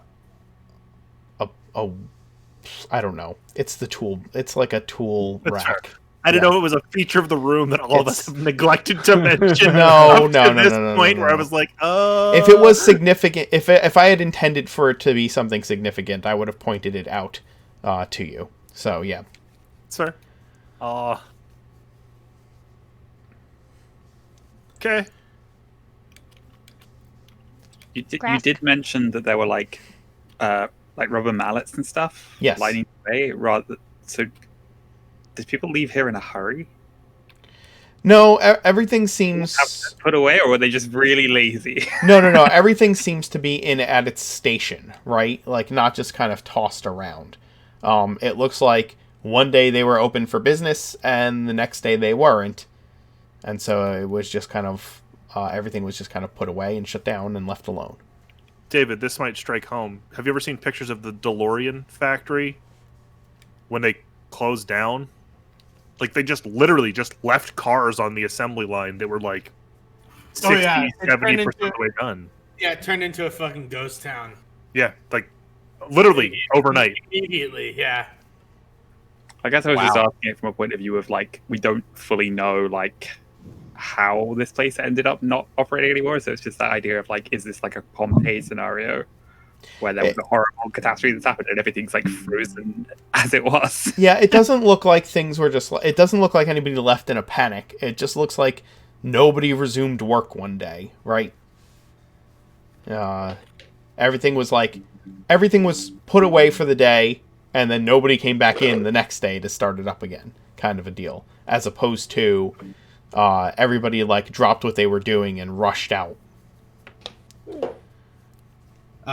Autumnmill, do you need help with this door? I've got it. No, I got it. Oh, okay. We'll find you something to smash later. Oh. Usually we just break the magic ones. Oh. Yeah, he's right about that. We didn't You smash know the what? magic You know what, Grass? Go ahead. Oh, are you serious? Did you at least check it for traps first? Oh yeah, let me do that. Let me do. Reckless. 16. That's that's technically an 11 to hit 20 damage. Grass Yeah. smashing the door. You smashed the door open.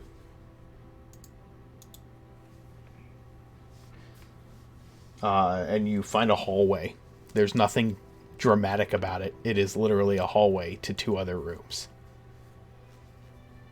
Oh. Next door. Wait. Okay. First, we look for writing. There's no spider webs in here, right?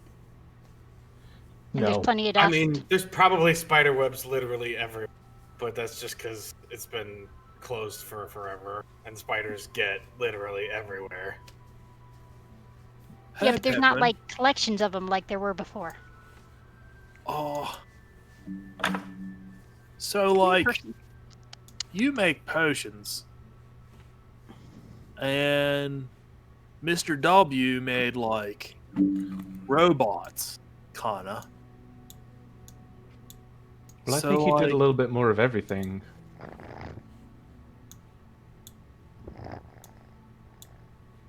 Oh my gosh, is that a purring cat? Yes, it is. Yes. Um, Sorry. Oh my goodness. Thank you. So, like, what would you make here, aside from toys? It looks like. Well, I certainly wouldn't make toys, if that's what you're asking. But like, if you worked here, what would you make? Well, what if they made super advanced version of these toys that could walk and talk? Maybe, I don't know. You mean like a Warforged? Maybe, or like the Shield Guardian. What's a Warforged? What is that? I actually know that one. Funny enough. They are Arkansas. What? They are Arkansas. It's he's a Warforged lumberjack. Did the rounds arcane while- saw. No, they are Arkansas. Some people call them they are Kansas, but that's wrong. They had a couple of hits way back in the day. Carry On My Wayward Spark. That is a good song. I actually know that song. Rust in the Breeze, you know? Are you guys just all culturally illiterate? Come on! No, I am No, not I Bowie. listen I to love good that people. song. I mean, I That am is a an little, awesome song. I'm a little out of date at modern pop culture, as it were. Oh, the oldies but the goodies. In that regard, it was an interest of my father's. That doesn't. The Warforged. I still don't know what you're saying, Bowie. So I'll look to Leo. So, what is a Warforged? They were a particular interest to my father. He served for Reddenburg Fortress and had possession of several of the last remaining remnants of what was once one of the legions. They are mechanical constructs similar to the Shield Guardian that Pippin has some ownership of, but of about the same size as you or I. And they're completely autonomous on their own. What's everybody's passive perception? 20. 11. 14. I think 13. it's 11. No, passive perception's 14. Hey. You hear things. Long pause. Things gathering next to the door to your left. Did these sound like small skittery things? They sound like large, skittery things. Large skittery things. Yes. So these Checking to make Warforged sure are the door is basically locked. robot people? If they can completely act on their own, that means they've got some kind of like will, right? They were not popular back in the day. I am given to understand that several generations back, my great-great-great-grandfather was responsible for maintaining the Legion at a time when people were resistant to them remaining in the position that they existed in. They were essentially a peacekeeping, law-abiding force, and there was some You resistance to their presence. They were feel... slowly phased out. What's that? It's locked. The It's door's locked. locked, right? It's locked. And it starts to wobble. And Dude. the walls Things. on either side of the door start to crumble and crack. And as the bonus action, disengage back down the hallway. let's roll initiative, not just do that, okay? They begin to crumble and crack, and things that look like this Ooh. start Ooh. breaking through the walls, the door falling inwards and That scared the shit out of me. shattering into the room through the stone walls that separate you from the other room. And we will take a break and then come back and roll initiative. We'll be right back. How big are these vile creatures? Medium-sized. Ugh. This is the body, one of the bodies of the creature that was wrapped up in the webbing that Grask tore in half. Yeah. We'll be right back. Looks like a frickin' chrysalid from XCOM. Dude, it looks like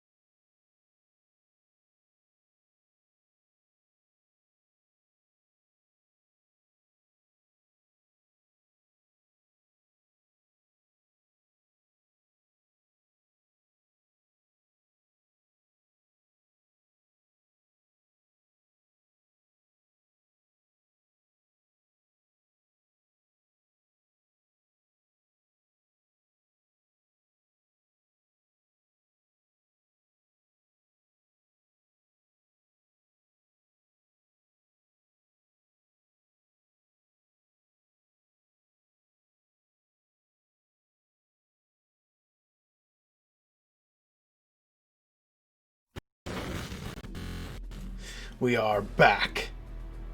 Hey, last time when you said roll initiative, I rolled. What did Yeah, you we roll? rolled before you created the encounter. Yeah, don't do that. All right. Well, you said roll for initiative, so we rolled. I We were understand. excited. I like how the door is the only blocking view. Actually, that would be kind of Yeah, that's fall. No, That would. no. They didn't rip down the door. You said they ripped down the walls. They did. Yeah. The door is still standing for now. All right. So- I'm I going would have that smash shield to them my with side. the What? door. What was everybody's? Basically. If you rolled initiative beforehand, what was everyone's initiative? 2020. 21. 3. Hold on. all at once, everybody. Yes, everybody at the same time. Ready? 1, 2, 3. What was everyone's initiative? No, I'm just kidding. 21. All right. 17. So, 21, sorry. Aramil, what was Perfect. yours? 21. 21. All right. Pippin, what was yours? I think mine's already in. 18? Yeah, I rolled an 18. Okay. Leopold, what was yours? Mine's right. It was 9. It was 9. Okay. Grask? 17.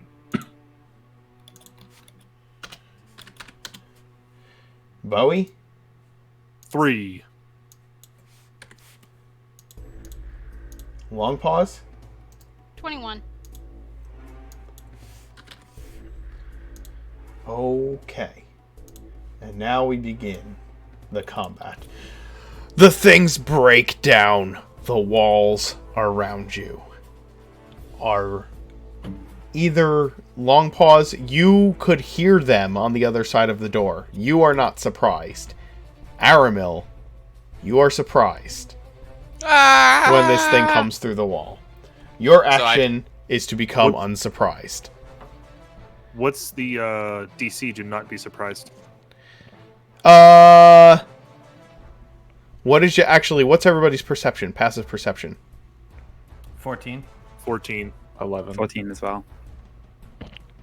13. But I would assume because I was caught up in conversation, that would be at disadvantage. So Correct. 9. Yes. Yeah, well, I'm at 20, so.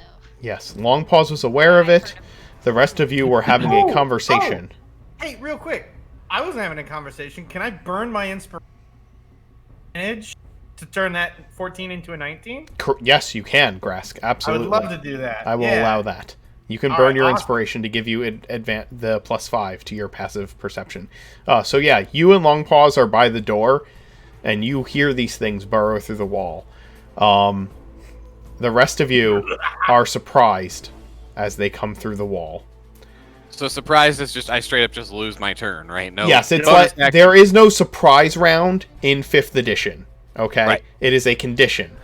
Your action is becoming unsurprised, right? Mark, Gotcha. quick question. If I burn my inspiration too, would a 15 prevent me from being surprised? Yes, Or is that not high enough? Yes? I will. Okay, Yes. I would like to do that too. Okay. Long pause. What are you doing?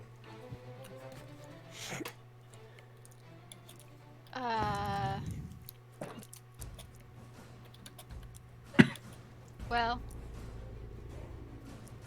I shudder at the ugliness of these creatures. Understood. They are quite hideous. And then being a little close to try to shoot him with my bow and stuff, I'm going to. You have sharpshooter. Nope, never mind. Sorry. Nope. That's crossbow expert. Ignore me. Yep. Every time. I'm going to go ahead and poke him with the sword, because Go for it. it's shish kebabs and bugs. Shish And probably kebabs. the one next to Aramel, because he's little and squishy looking.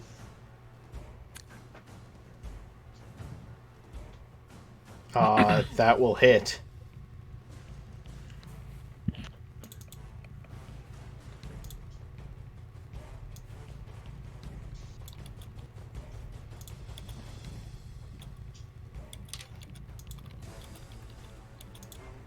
Roll. Yeah, I was damage? reading my Oh, things. sorry. Okay. So yeah, that's 15 damage to the creature as you plunge your blade into its thick carapace hide. Okay. Then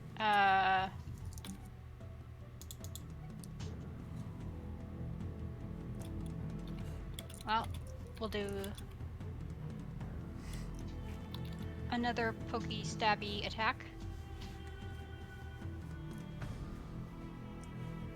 Why does it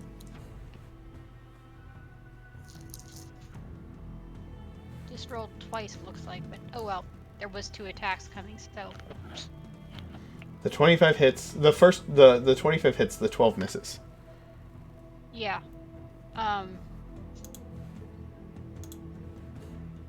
Well, the 25 would have been the The last attack. Your yeah, yes, the- your attack the from with the red bonus ambush damage. one. So Yes. And it gets an extra. It gets an extra D8. D8.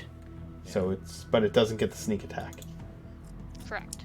So it's going to be 10 plus 3, so 13 damage.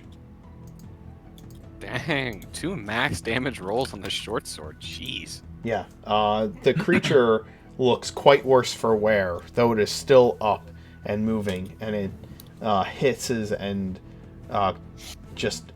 it screeches at you, this just god-awful screech. And then it is... What else are you doing with your turn? There's not really any place to move. So trying to figure out how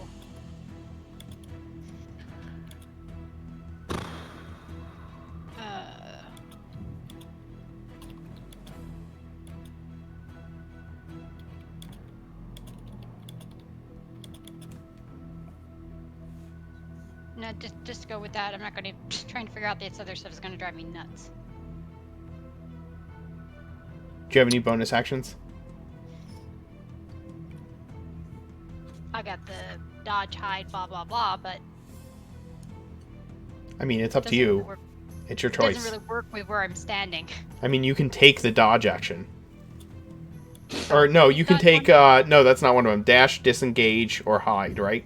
So you can take the disengage action as a bonus action and step backwards. Yeah. There's nowhere to move. You oh. You know what? I'm clicked on the wrong. Oh, you can move here. But that's the only space. Right. You can try the door to the north. Well, yeah, moving at that far at least, I'm not in the front row, so we'll do the disengage and move back there. Okay. The first of these creatures is going to move.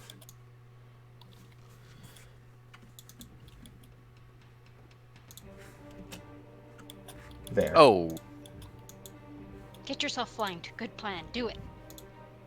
I think I'm flanked. You are not yet flanked. But it's going to move through. And it will attack. Actually, I guess it would come through the hole and just go straight for the first thing it sees. So it's going to stab at you twice with its pincery forelegs. Long pause. Lovely. They are creatures. A 20 and a 17. Both hit. 8 damage and 9 damage, respectively. 17 damage. Lovely. Ow.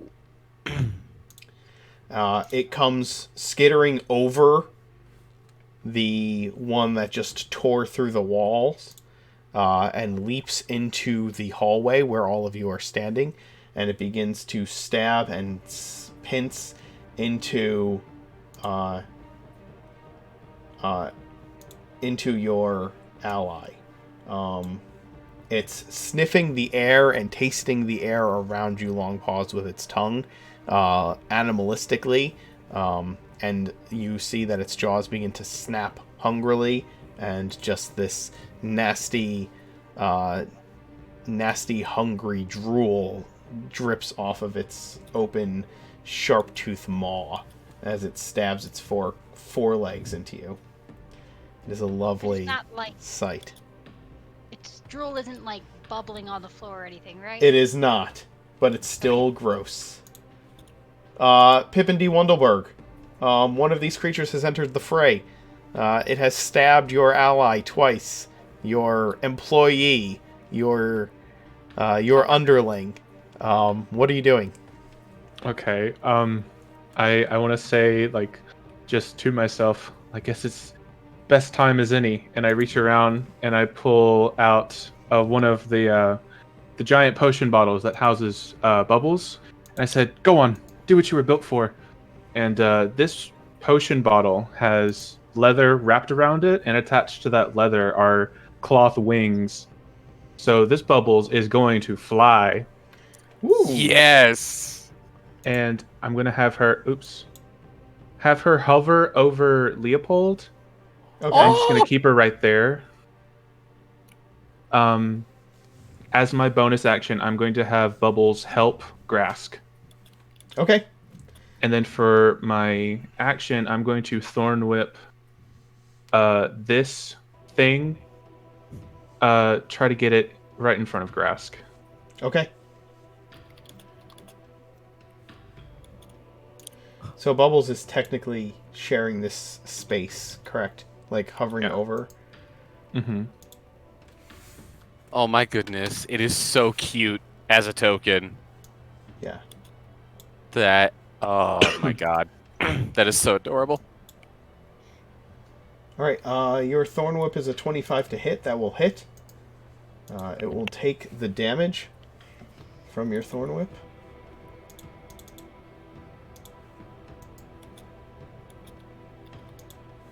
And then get pulled forward.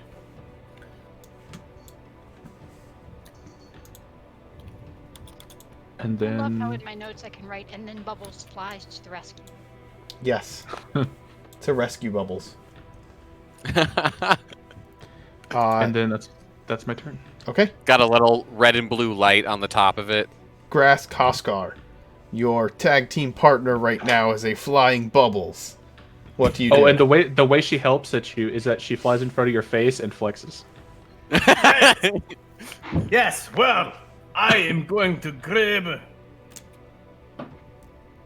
One sec.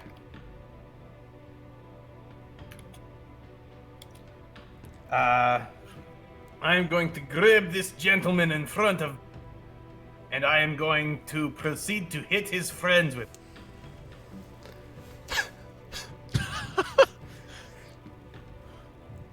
You're gonna rage?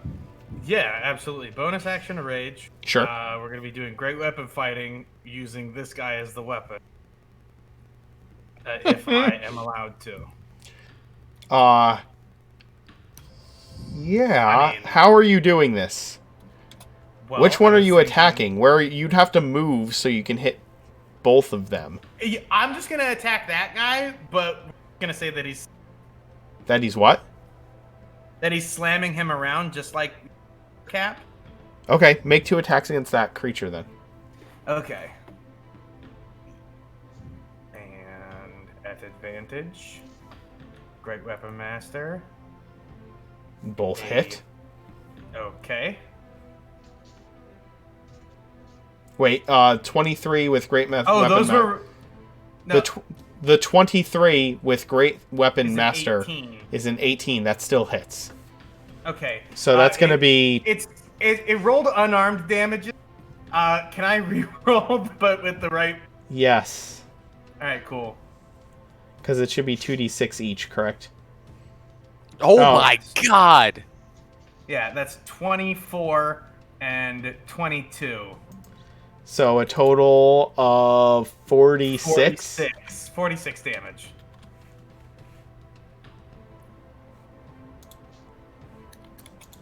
Describe what happens to this poor creature. Well, after I proceed to slam him hard against, Again, can you give me the picture again? I would like to describe what happens to this poor sap. You need the picture of it? Yes, please. He needs to be Of sure how course. many legs he's holding and how many fly off. Yeah. All right. So he comes towards, and Grask reaches out and he grabs like those front two big ones. Right. Those front two big ones, and he just like a pop, like not a power plane, but like a what's that exercise at the gym? Where it's a fly. He does a fly, a lateral fly with his hands, and he just rips its arms right off. Oh. And then, because they're bladed, right? He just lops its head off. Attack. And then, I think. Ooh, wait. It's technically even more damage, but I don't think he can. With that first hit, with an additional 5 damage, have killed it. The first hit was what? 24? Yeah, so it'd be 29. No, it would not have. It would have taken Okay, both that's hits. fine. That's fine. Doesn't matter. Yes. Alrighty. Yeah, I think that's it. Well, he's going to walk forward, and he's going to kick this door in. Can I do that?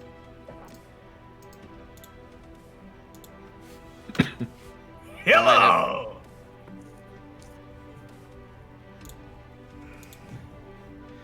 Okay, you kick the door in, and it doesn't kick in. It just falls flat onto the ground.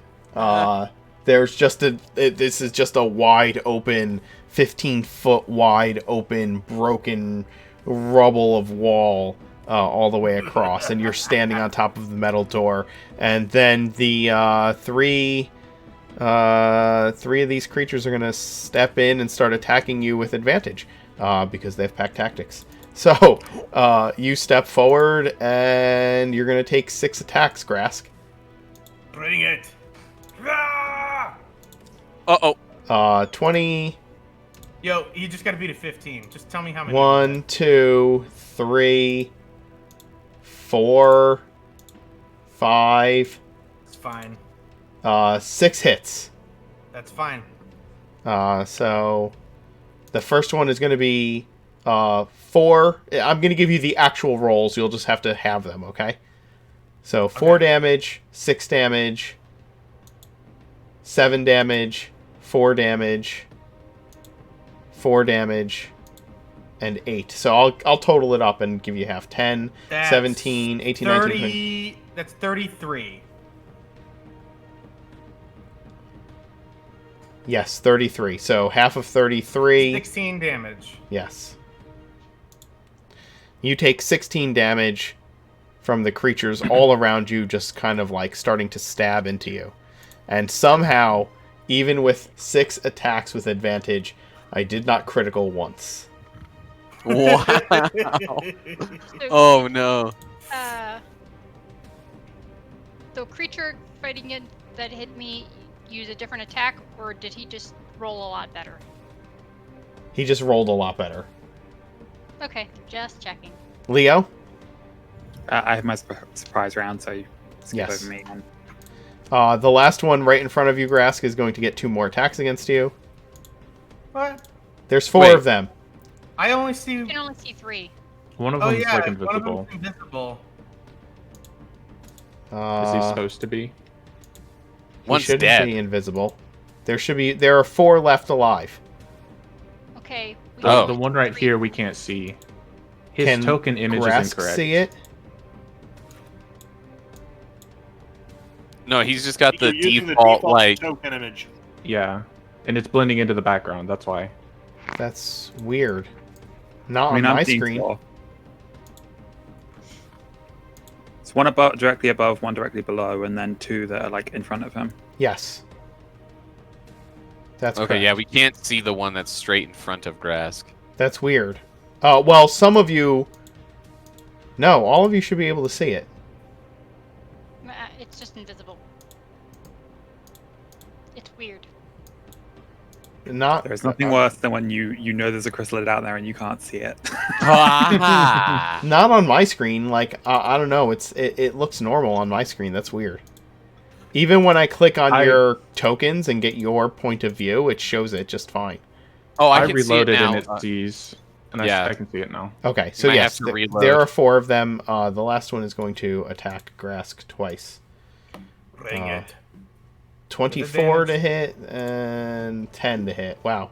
Even with advantage, no criticals, miss once. How much more damage do I take? You take 7 more, so 4. So 3. 3. 3, sir. 3. 3, sir. Sir Bowie the Bodacious, you are no longer surprised. Aramil, it is your action. Ah, okay.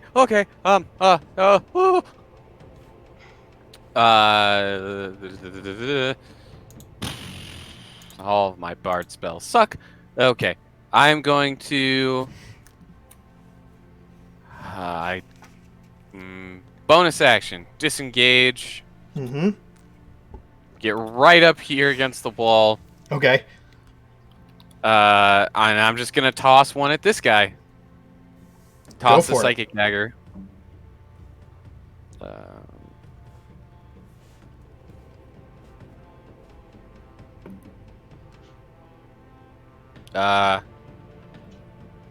Did it show up? It did not show up, no. That's weird. It is. It is very weird. Try re-hitting the button. Oh, I had. Yeah. Okay, that's why. I had to resync my. Understood. Beyond. So I got a 25, but I didn't roll damage because I was confused. So I'll just roll again. Okay. 23 for 15 damage. Sure. That's going to do 15 damage. Does it take your Psychic, sneak attack? It does because Bowie is right it's there. Right. Yeah, and so is Grask. Okay. And, But, yes. All right. Nope, that's the wrong one. Quick question. Bubbles is tiny, correct? Yes. So, can I move through her space without making it difficult terrain, or? Yeah, she's Yeah, up. she's in the air. She's in the air. If you look Okay. at her token, you'll see that it has a +10 on it because it is 10 feet okay. up. It's because my token's covering that 10 feet. So, For future reference, for everybody involved, you can move through another creature's space as long as it is 2 sizes bigger or 2 sizes smaller than you. okay, but Leo is under Bubbles, correct? Yes. All right, then I'm stuck there. That should reduce Bubbles to a tiny creature now. Yes. That's adorable. I am done. There you go. Bubbles is now a tiny. Bubbles is now a tiny creature. Oh my god. Great. Okay. Perfect. Long pause. Well, now that I'm not right next to these things, I'm going to shoot some arrows into them. Okay. You're dropping your short sword and drawing your bow. Yep. Understood. Regular arrows. Not light up arrows. Nah, I think we can see the problem well enough. Yeah. Fair. Excuse me. 19. That will hit for 16 damage. Oof. The one right in front of you, right? Yep. Okay. And your second attack?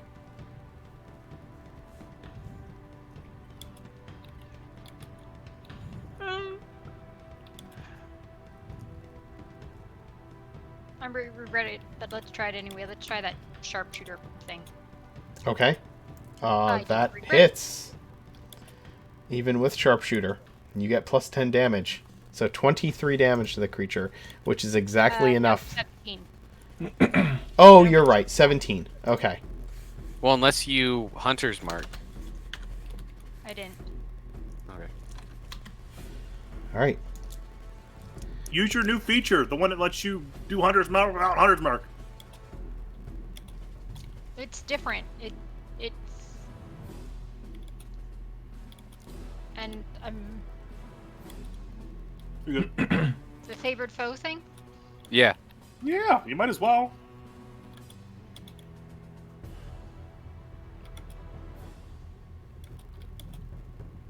Okay. So 3 more damage on that. Okay. And it is it's marked. It's the favored foe. Okay.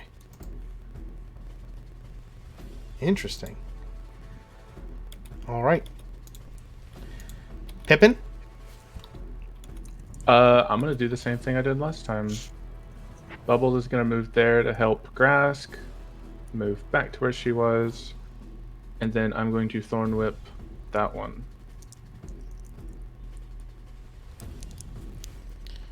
Okay. So this is so that I don't have to use. Or does help lasts the whole round, right? Help on lasts Just on on a your next. single attack. Okay. All right. So he'll still be attacking recklessly. Okay.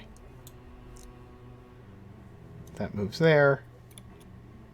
Bubbles has to be within. This moves how far? Does it move, Pippin? 10 feet. 10 feet. But unselect me because you moved me into the Yeah, wall. yeah, I fixed it. I'm sorry.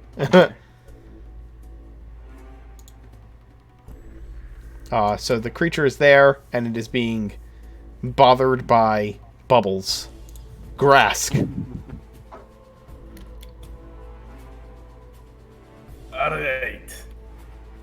Well, now that I have your undivided attention, he's just going to just beat the shit out of this one, right? Target it and make your attacks, please. Huh. Bop, bop, bop, bop. Yeah! For that one, he can do with a little tap to the side of the head. All right, so that's a 21 and a 19. Both will hit. So that's boo. 18 and 19 And damage, 19. respectively. Well, technically, that's 26 and 19. To this one, right? To this one up here. Oh, okay. That one's nearly dead. That one's nearly dead. Are you sure you want to do it to that one? Actually, no. Let's smash the. Okay, that's the one that Bubbles is giving you help with, anyway. Oh, so. okay, yeah. All right, yep, that guy. Is Okay. he still alive? After those 2 hits, it is not still alive. Bonus action, attacking that one. Great weapon master. Let's Oh, do yeah. it. The cleave. The mostly dead one? Yep, the mostly dead one. Okay, give me an attack. Oh, Ooh. those are bad rolls. Yeah, you miss. For sure. A 1 and a 2, that is bad. I think Grask spun around too fast. And Grask, you're going to get double teamed by these guys. Here come 4 attacks. Somebody...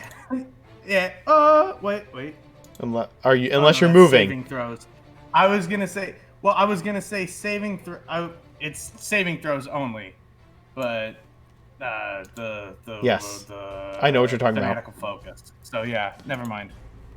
So that's 1 hit, 2 hits, 3 hits, 4 hits, none crits. Sadness. Feels bad, man. I have rolled a total of 10 attacks against 12. 12 attacks. 12. That's right. 12 with attacks. all with advantage and haven't gotten a single crit. 1, 2, 3, 4. So that's gonna be 27 damage on you, halved. All right, so that's 13. You are doing what the tank hurt me should do, almost though. as much as the Ettercap. Yeah, you are doing what the tank is supposed to do, having stepped forward in amongst these creatures. which are trying to kill you. Leo?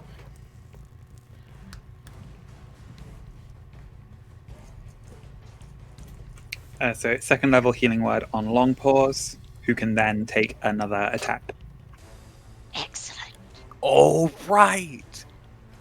That feature is so damn Oh, wait, cool. who? Long pause. On long pause.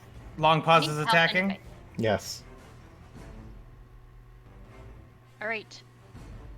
We are shooting that nearly dead one. Die. No! Are we? You miss, long pause. Why don't you go ahead and take advantage? Why don't you go ahead and take advantage? Are you giving her your inspiration? Yep. No. I still think I tried. Unfortunately, she still misses. Bowie. Or do you have any other actions, Leopold? Any other movements or anything of that nature? Yeah, I guess what Leopold will do in that case is just step in that position there, and then just try to crack down on this thing with his mace. Okay, make your attack. Go, Leo! Give him what for?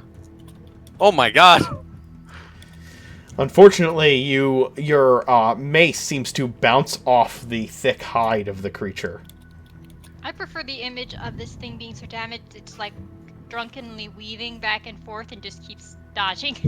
Drunken master the way out. I'm just picturing us all taking like 75% shots and just rolling really bad. Like 1 and 3 took, or 2 and 3. Wait. 3 out of 4 attacks. We took 4 attacks. No dice.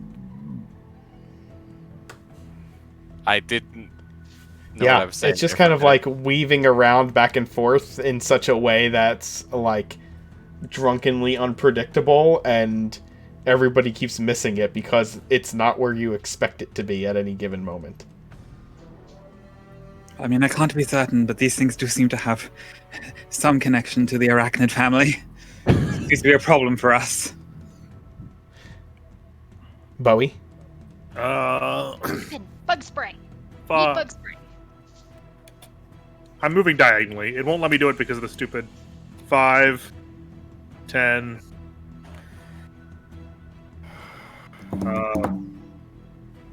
15. Can I use my object interaction to open this door? You want to open that door? Yep. You can try. It's locked. It is locked. Up. Do I still get attacks or no? Yeah, absolutely. We're gonna target this one. I think. Does this do what I want to? Action.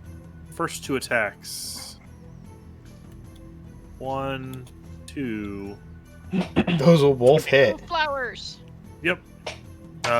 First set of damage. Flower power. 12 points of bludgeoning 12 points of magical bludgeoning damage. Another 12 points of magical bludgeoning damage. I need to roll one more attack. Bonus attack. Which is a 26. That will hit. For that 8 more for another bludgeoning. 8 points of bludgeoning damage. So 32 points of magical bludgeoning damage. As you completely, like, every time you hit it, you see cracks breaking in its carapace, and the thing is nearly dead by the time you are done beating it and breaking it. Yep. It's just hungry, Bowie. It's just wants to eat you. I'd really like it if it didn't. Let's see here. I am going to Just step grinding the thing with flour. back 5 feet Okay. and provoke the opportunity attack. Yeah, it'll take it.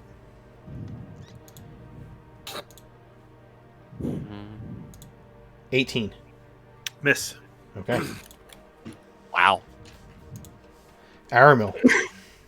All right. I'm going to take a step down next to flying tiny bubbles. I'll look up at the flying bubbles and go. And then I will turn around and attack. Try and hit this nearly dead one. Sure. Give me a roll. Alright. Psychic Blitz. Indeed. How do you clear targets? What's that? you clear target? Unclick on it, I think.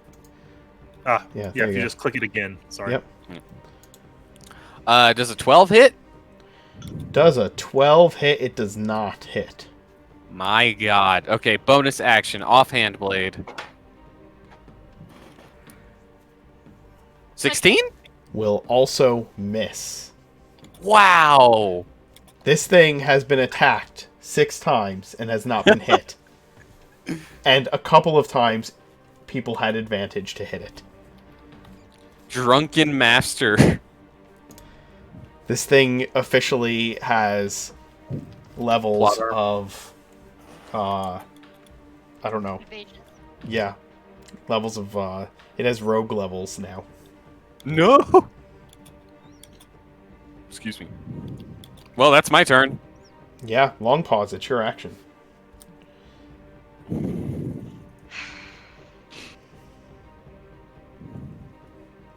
Try this again. Oh, we aim our shot. We appreciate the fact that we know how to shoot around people.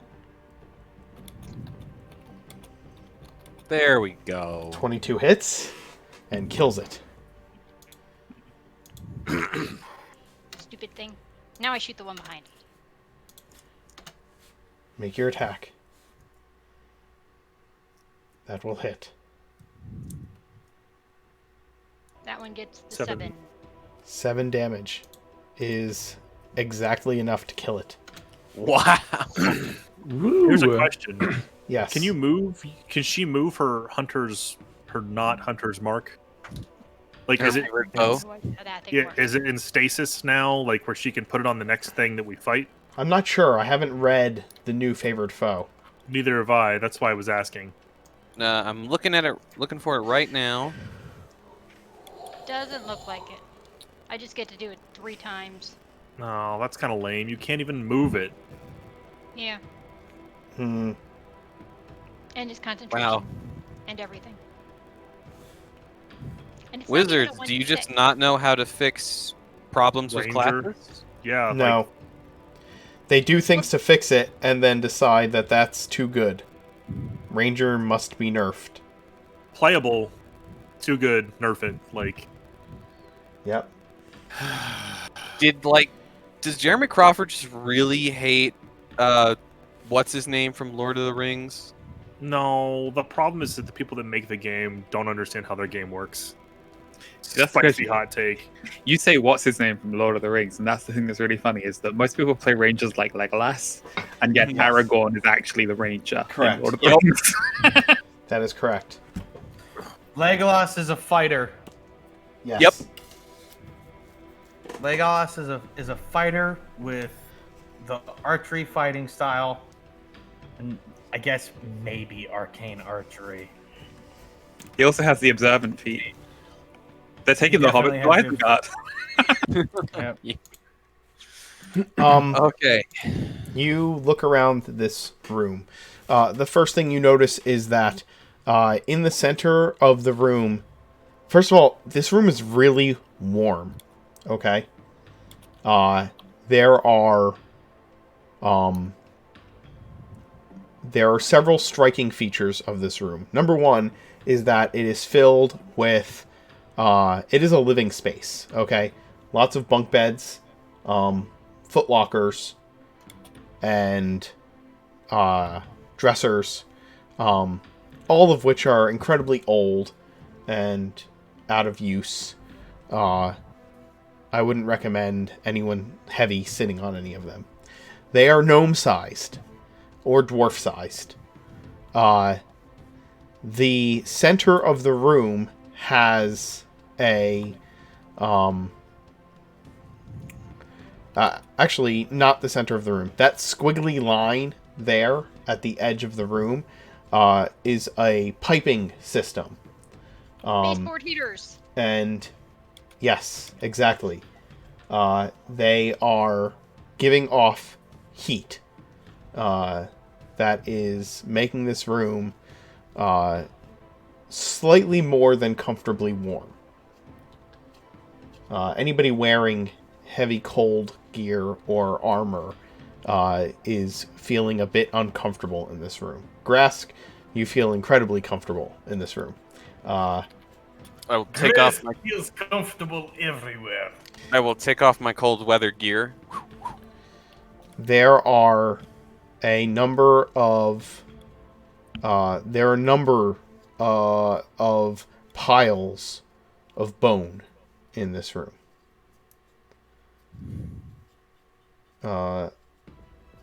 Varying sizes, completely picked clean. Looking at the bodies of these creatures, they are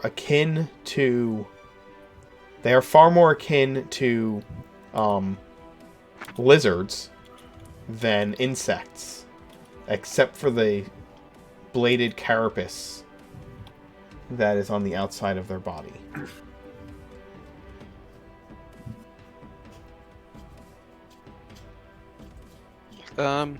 Anyone Well, first of know- all, I want to talk to Grask and ask him, are you going to reject more of my healing after that fight again?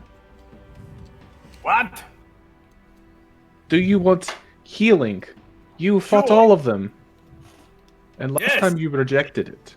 It was incredible.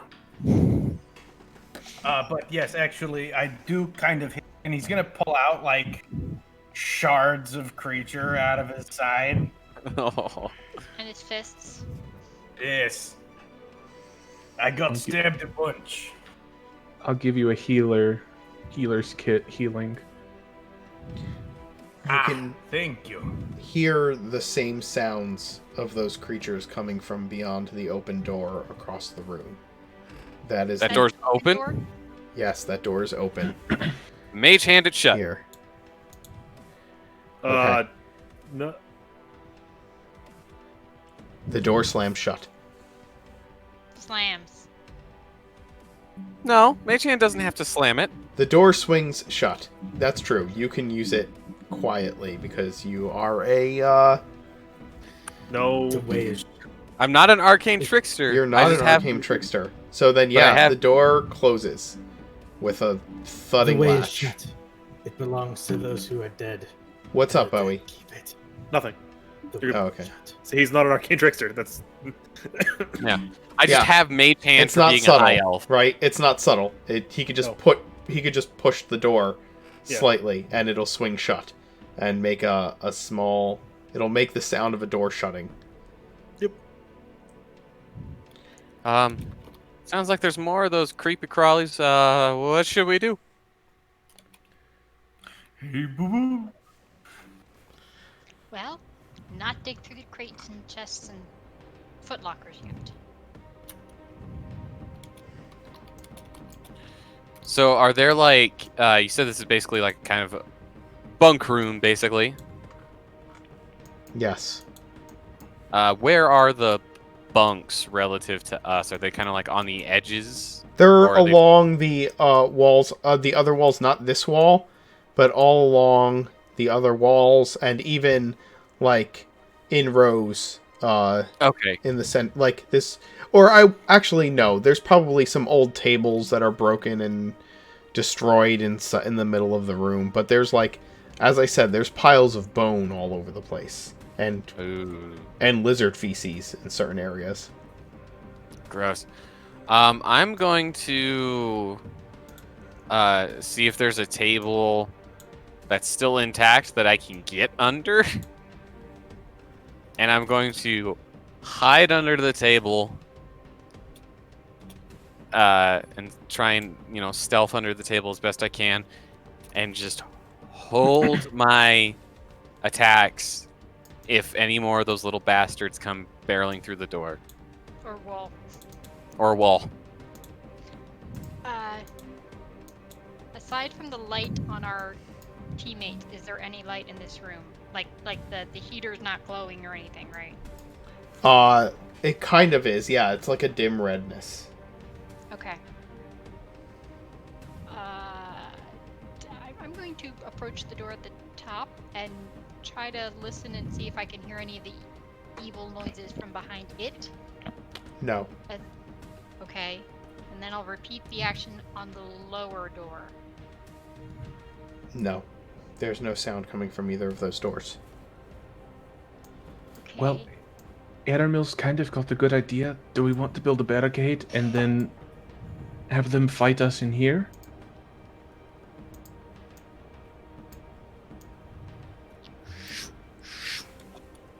Well, I could certainly lure them in here if people want. I think building a barricade is... They tore right through the walls. I don't know if any of this furniture would hold up to them, really. Yeah, but do you guys want to all array yourself around and I'll lure some in? Are you guys whispering? Yes, very much so. Okay. Oh, right. I can do a... Yeah, well, I can't even...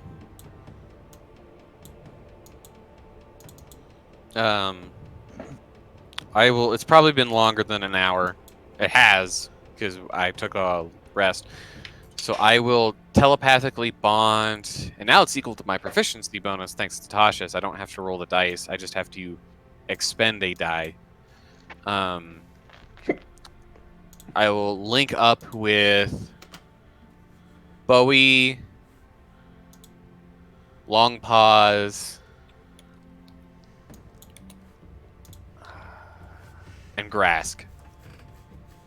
Your Okay. proficiency is 3? Yep. Yeah. So psychic link to you guys. You can hear Long Pause. You can hear these things on the other side of that closed door kind of just moving around. I will message Long Pause. So should we just lie in wait? Should we try and draw them over here? Well, drawing them over here would be pretty easy. We just need to,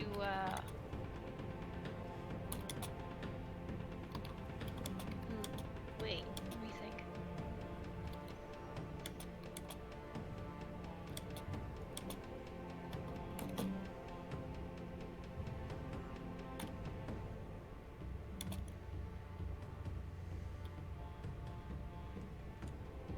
Yeah, I'm just like hiding under a table, like all Yes. kids do at some point in their lives. Yes, As we you all know, are. it is the perfect hiding spot. Suggestion. Bowie and Grass, do each of you want to get up on either side of the door, flanking the door? And then Pippin and Leo, or whoever can stand back farther. I mean, who wants to be right up next to the evil creatures? I will set right here, I guess. As an aside, if one of them enters my reach, now that we're aware that there is a threat, Yes, do you get an opportunity attack? you do. You have Sentinel? No, I have Polearm Master. Oh, I didn't know Pole Master let you do that. I think it does with the quarterstaff. Let me check that real quick before I speak out of turn. Leopold's just gonna like catch Bowie's eye and have like his shield prepped and ready to cast Shield of Faith on him Okay. if he comes through the door. Aramil, are you able to push the door back open and then I Yep. can shoot an arrow through to entice the creatures if necessary? The hand would not be strong enough or articulate enough, I think, to pull the door open. Can I Thorn Whip it? Yes. I will allow you to Thorn Whip the door. Whip it. You need to hit it. Yeah, just when everyone's ready, I guess. I'll roll. Grask, where do you want to stand? If this is our final chance to... Why don't we all roll initiative? And Okay. yes. If the idea is that when the time comes, you're going to pull the door open. You may do that. You guys are all setting up on the inside, right? Yep. Okay. And Grask, don't forget your healing. I don't have an initiative roll for you, Long Pause. Right, that's because I didn't hit it yet. There you go. Okay, there we go. All right.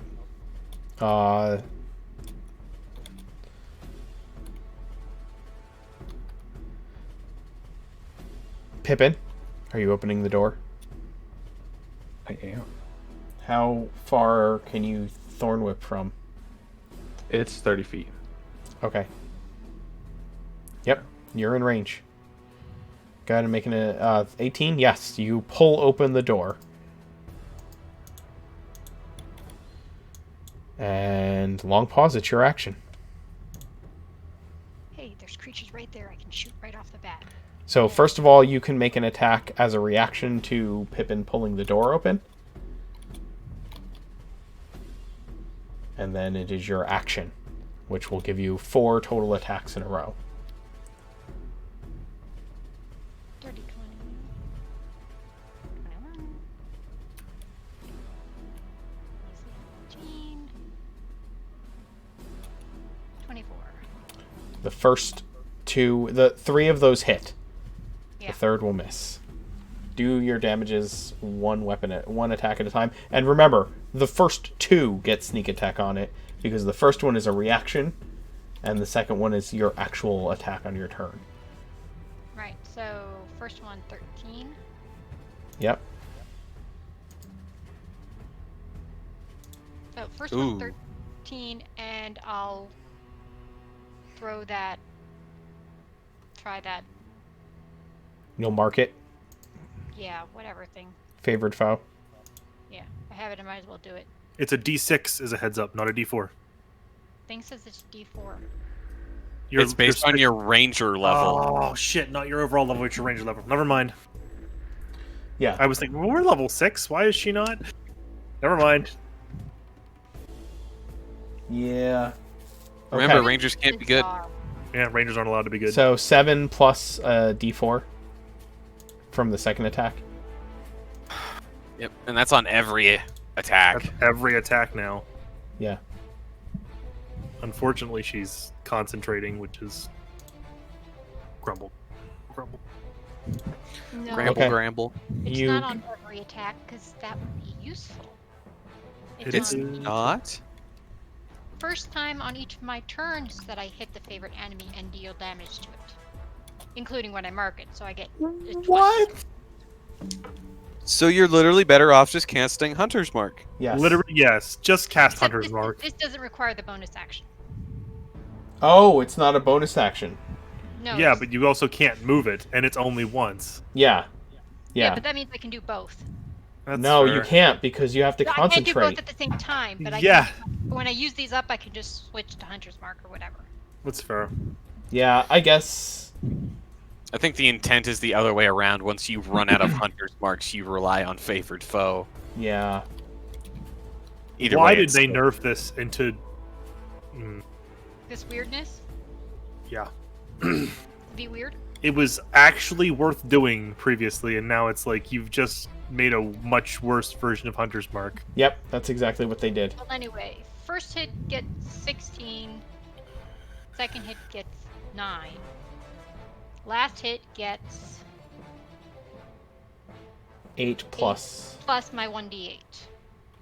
Yes. Yeah. So 14.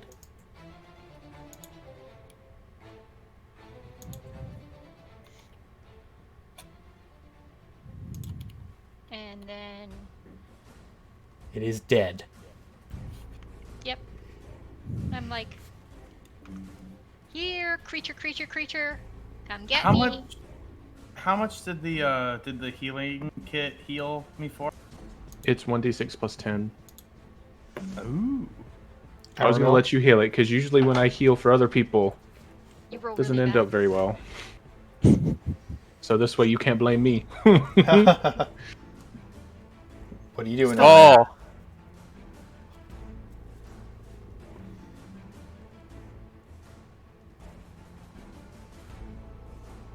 It is your action, Aramil. All right, but I can't see any of them, right? Because You have line of sight to one of them. He does. but he's got probably some gnarly cover, huh? He does. He has 3/4 cover. But I am hidden, But you are hidden, so you have advantage. and I have elven accuracy. For triple advantage. Yeah. Fuck it, Well- psychic dagger. It's not triple advantage, but it's Mhm. effectively the same thing. Thread the needle. 22. Roll your third one, right? Yeah. I will. We'll roll it just in case you In case get. you crit. In case you crit. Yeah. All right, so it's a 22. So that hits. Oh, okay. 26 points. of Actually, damage. wait a minute. Hold on. It has. No. I said 3/4 cover, right? So that's I- that's +5. Plus Minus 4. 5. What's that? It's plus 4. No, it's +5. Plus 5. It's +2 for Yep. half cover and +5 for 3/4 cover. You can look it up, but I am It I am is. completely sure. I am positive. I am positive that's what it is because that's what I based my Yeah. That- Damn it. surrounded on, surrounded and flanking on. you miss by 1. Ah. Ah. Your knife splashes against the door frame, discorporating into psychic energy. Throw again. No, because that rolls worse. Yeah, he doesn't have advantage on the next attack because he is no longer hidden. It would be a heck of a Hail Mary, but I'm just going to play it a little bit safe. You can move first and then attack. Now that you are no longer hidden, you can move to get better line of sight, attack, and then move and use your bonus action to hide again. My bonus action is my other attack. Oh, Yeah. you are correct. That is right. I'm just gonna cast Healing Word on Grask. Okay.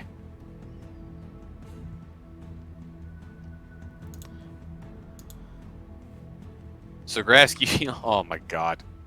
You heal for a whole 3 hit points, buddy, as Aramil turns to you and goes, "Mess him up, partner!" And this little psychic strand, like, reaches into your mind, and it's less like healing and more so just numbing the pain. As Aramil uses his psychic powers to just kind of block some of the pain that Grask might be feeling in his mind.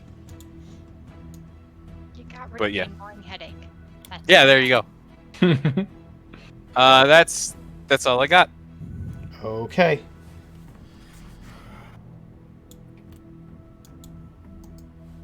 The first of these things is going to do something funky. Not the funky. Oh no. I'm more of a fan of R&B myself.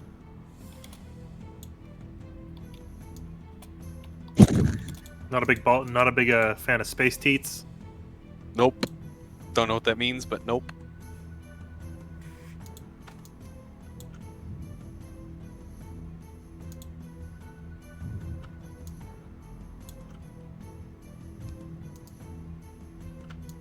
Day the Funk died.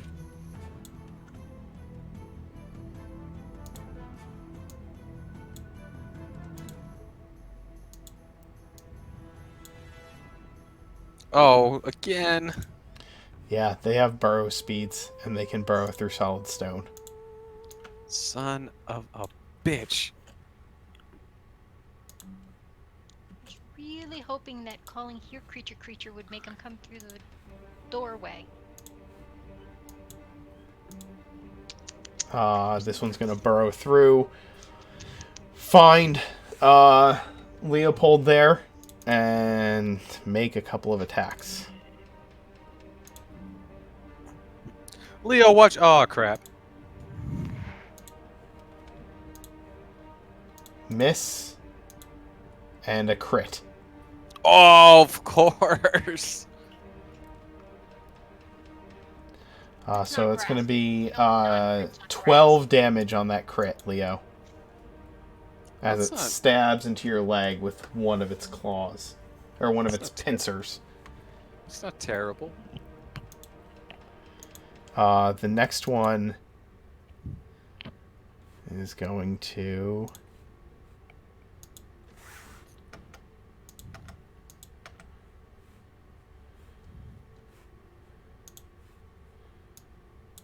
burrow forward and attack Leo. With advantage this time. Hit with a crit and non-crit hit. So, first one is going to be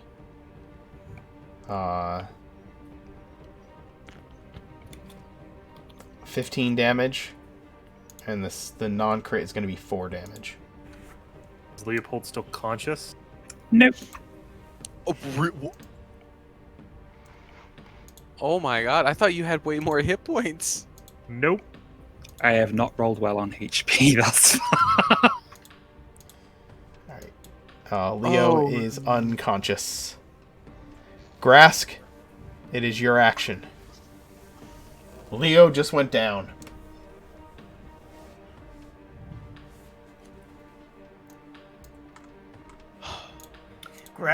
Leo just went down? Yes. Which one of them did it? This guy? Oh, Yeah. he's gonna get it. Choo Choo. Bonus action, Rage. Reckless. We're gonna smash this dude against this wall. Okay. What's left of the... oh, gotcha. Yeah. Make 2 attacks. If you crit, you will move him. Okay. Okay, so you smash him twice, not quite being able to swing him into that opposite wall in the process. But doing... don't forget your... are you I raging? did not say great weapon he is raging. I'm Okay. not great weapon mastering. Fine, but you get your divine Oh, fury. yeah, that's right. He's got divine fury. Nice. So Okay. that's 32 damage. The thing is... why are you doing this? What are you doing?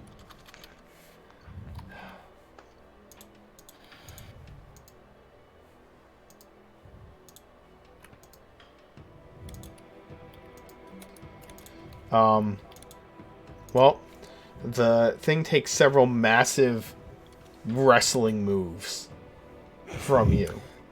He basically grabs it by the back of the head and Back of the head and what?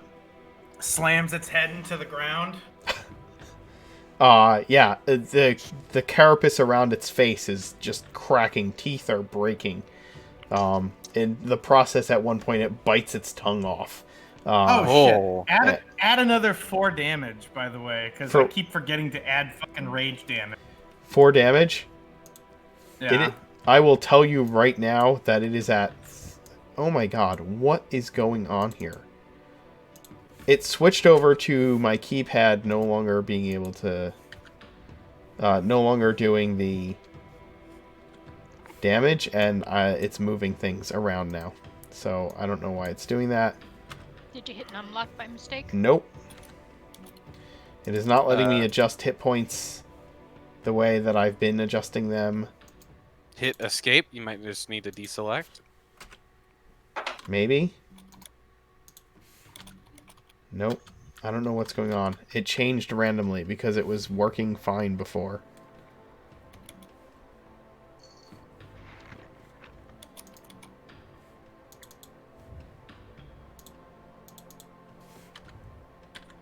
It won't even let me... what is going on?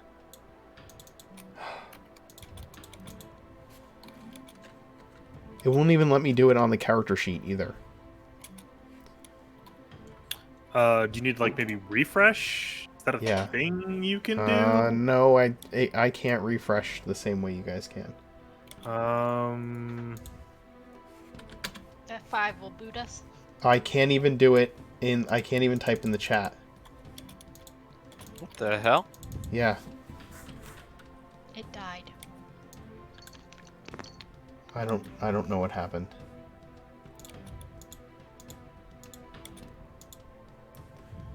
I'm very annoyed right now.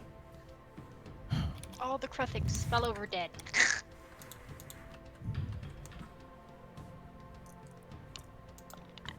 Or maybe they all became immortal. I guess they all became immortal.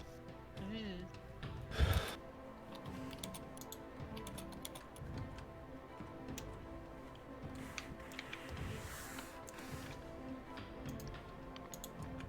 There we go. Okay. I don't know what that was, but I fixed it. Alright. It is at 4 hit points after that. I will just tell you. Oh. After that barrage of beating. Bowie. Can we just take a moment to reflect and recognize that Grask took, what, like 7 hits? Most of them with advantage. None of them crit. No. The cursed cleric gets crit twice and goes down. I am going to... Can I pick Leopold up without it using my action? Because I want to basically stand him up and use my action to cast... Or not cast. Dump all 30 points of my Lay on Hands pool. You may do that. Hey, Leo! Get up, Leo! Come on! Leo, you're conscious. And you're kind of standing. You're wobbly. I'm trying to remove all 30 points. That's my action. My bonus action is going to... I'm going to bonus action cast at first level Wrathful Smite. Which means if I get another attack, or on my next attack, you do the Wrathful Smite thing. Yes. It goes off. Yep. Yes. Leo, it's your action. You just got picked up and dusted off by Bowie with a little bit of a pep talk to boot. You are unsteady on your feet, but you are standing. Rather than needing to use half your movement to stand up from the prone position, I will say you need to use 5 feet of your movement to steady yourself after Bowie picks you up, since I let him pick you up for free. And you are standing there now. That was not pleasant. Right. And Leopold's going to move to a position where he can get line of sight, and then cast Slow. Ooh. You will take attacks of opportunity if you don't disengage, of course. Yeah, that's... Okay, in that case, I'll go with the initial plan, which was to cast Shield of Faith on Bowie, so that he can take another attack. Okay. Cool. You can step here without provoking. Like, into the rubble of that wall. Oh yeah, because they tore it down.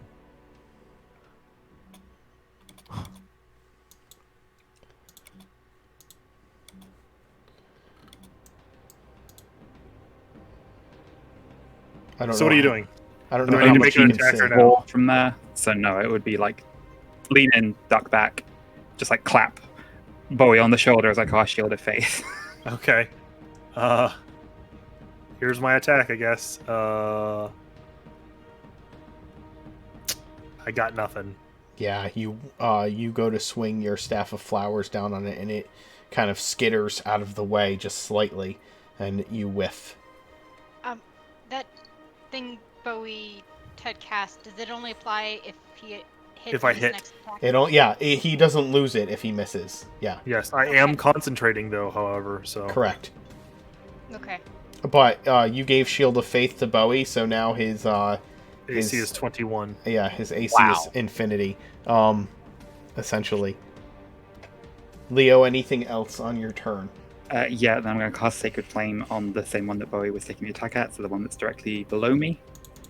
Just sort of like present the shield, have the symbol of Thormodin, the sort of runic hammer, glow with like the fires of the forge, have that symbol almost like move out and then just like strike down like a hammer hitting an anvil as it pours like radiant light over the top. Yeah, the radiant light smashes down in a hammer-like form into the head of this creature, and you see the carapace around its eyes begin to break and crack under the assault of radiant light.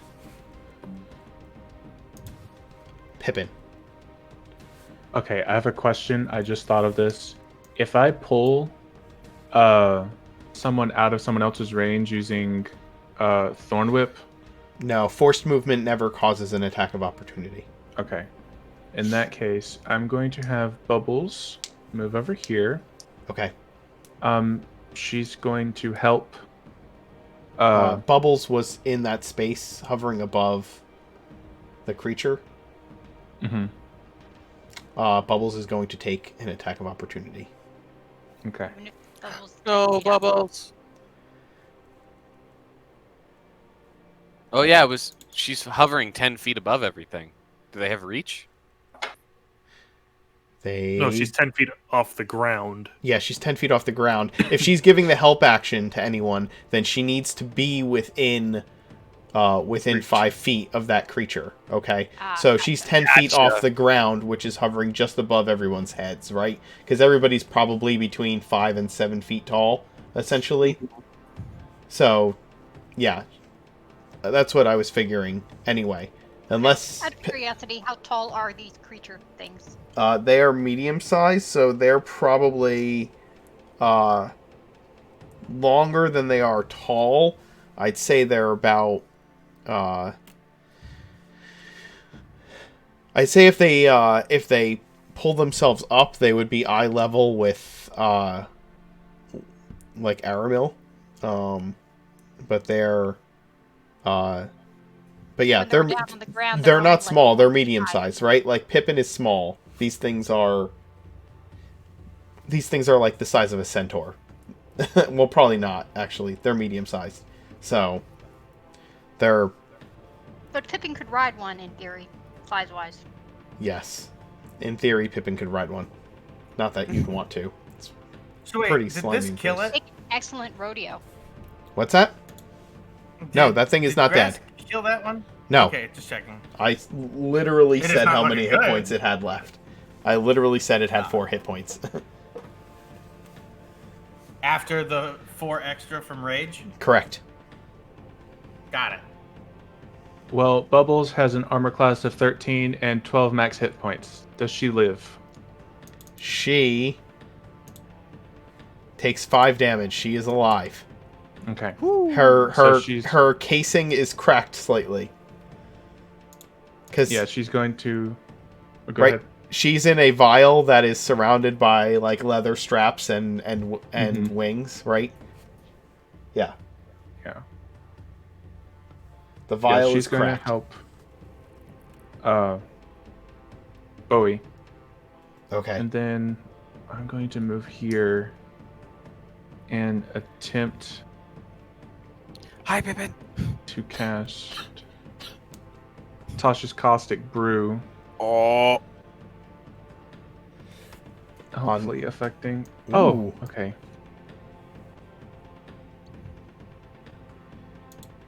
Is it And a it goes on for 30 feet. I'm not sure. I can't see. 30 into this foot long and 5 foot wide?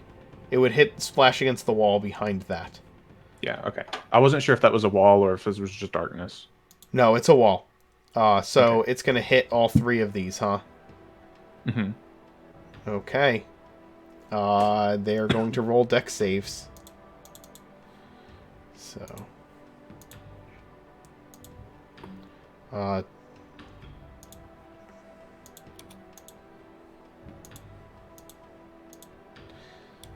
So the first 2 are going to take the full brunt of the damage, and the one in the back is going to take half. I got a 10, a 14, and a 21. Wait, no, it doesn't. It's not like a damaging spell. Oh. It just coats them with acid. And at the beginning of their next turn, if they have acid on them, they take full damage. Okay, so the one in the back doesn't get any acid It just doesn't affect him at all. Okay. And then they have an action. They can brush it off if they want to. Themselves or another creature. Okay, and it takes 2d4 acid damage at the start of each turn, plus your Plus. alchemical savant damage. Mm-hmm. Okay. So I'm going to just mark that these are acid covered. These two. So now their drool is spitting and whatever on the floor. No, Or their is that bodies their are top? spittering and whatevering on the floor. Oh, also, before I cast it, I want to like call out to Long Pulse. How's this for bug spray? And I use Nice. my alchemical turkey baster to cast this spell. Beautiful. Take an inspiration, Pippin. That was lovely. Good bug spray. Need more. The one right next to Leopold, right here.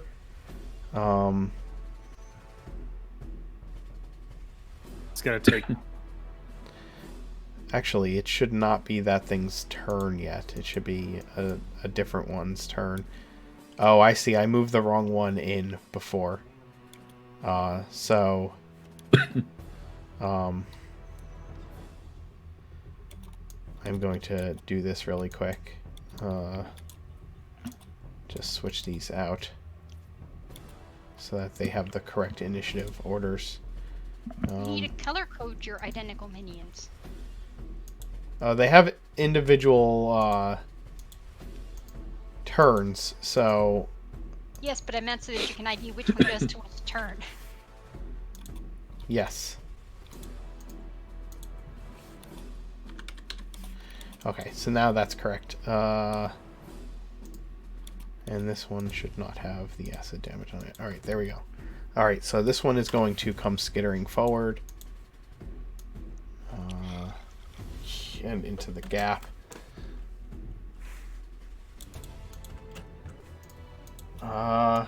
Actually, no. It'll go for Grask. It's going to go straight forward. It's going to go for the thing it sees, not the thing it doesn't. Alright, Grask, here comes 2 more attacks with advantage. Bring it. 24 and 20. So you'll take a total of 6 and 5, so 5 damage total from the 2 attacks. The next one beside you, you're just taking 6 total attacks. So I'm going to roll the next 4 with advantage. Hit. This sounds familiar. Hit. Hit. Still not hearing any crits. Hit. Not a single crit. So 4 more attacks. 1, 2, 3, 4. So total damage is 16, 20, 25 damage. So 13 more from the hits after you're having 13? from rage. Yeah, 13 after being halved.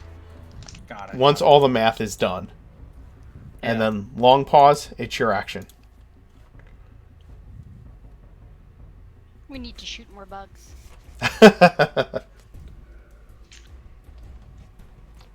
We are going to shoot bugs that aren't Shoot spitting bugs and dead. acidy. Yes. So yeah, one of the ones that's not covered in acid. Okay, can you see the ones? Which ones can you see? These 4. Okay, then yeah. You can, if you right click on one of the bugs, it'll target it. So it'll show me which one you're shooting at. Or double right click, maybe? There it is.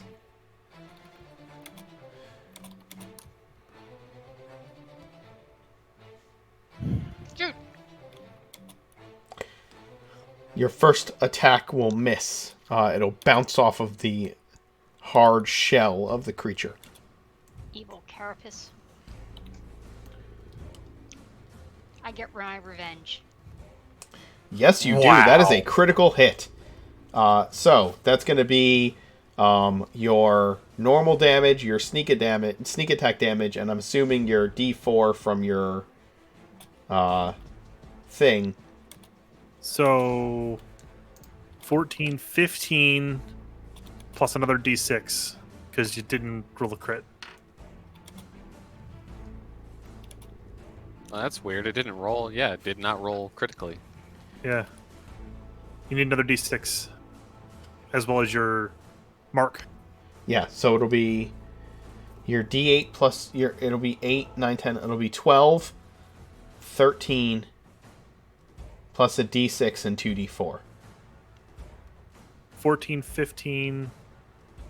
Because you maximize crit dice, right, Mark? No, So- you max the initial you max the weapon damage die. Right, so she's done 15 so far, plus another D6 and another 2D4. She just maximizes the D8 from her bow. Right. 8 plus 6 is 14, yeah? Oh, should it be 8 plus 6? Because it says plus 4 on her thing. I'm sorry. Yes, she rolled a total of 6, right? Including the plus 4. So if you add another 8 to that, Yes. 8 plus 6 is 14. Yes. Yes. 15. 15 plus a D6 plus 2D4. You are correct. So I need to roll a d6 and 2d4. Correct. And you can roll all that together. You can just type /roll 1d6 plus 2d4. And it will roll all of it. So plus 9. So 24 total damage to the creature. Sad. It is, yeah, 24 total damage to the creature. My crit should do more damage than the roll. The first one, your first attack missed, but your second attack hits it through the eyes. The thing is, like, panickedly moving erratically around in its space. Aramil. Evil bug. I'm gonna look over at Pippin and go, "Nice trick." And I'm just going to gonna pop out from under my table spot, find some bunks to hide in, and try and flatten and roll under a bunk or under a bed as my bonus action to hide. Okay. Oh crap! Whoops. Hang on, I gotta get back to my character because I'm a big dummy. I was looking at something for my class and I didn't open a new tab. Anyway, Do so your bonus thing. action, stealthy boy. Go ahead. 25. You should probably be thoroughly hidden. I am in another campaign, and then I will psychic blades. This jackwagon. Okay. Throw your psychic blade. Yeet! That will hit. 19 psychic damage. Yeah, this thing is bloodied. The psychic damage sends it like screeching as it rears up on its hind legs, grasping its head with its front mandibles, or with its front talons that kind of come down. These praying mantis-like talons grasping at its head, trying to shake the psychic storm that hits it. And then it will take acid damage. I don't know what you rolled originally because it's way up there, but if you want to just... It was 11. Okay, then it'll take... Do you want to just do 11 for each creature on its turn? Or do you want to roll every time? Let's just do the 11. It'll make the math easier. So, yeah, the thing is nearly dead from the acid that is upon it. Damn it. It's going to...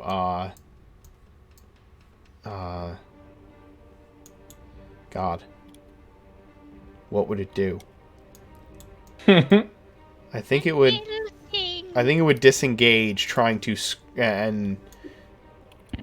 I can't disengage and scrape the acid off. I think it would, I think it would try to get the burning acid off of itself. I think that's what the creature would do. So it's going to take its action to do that.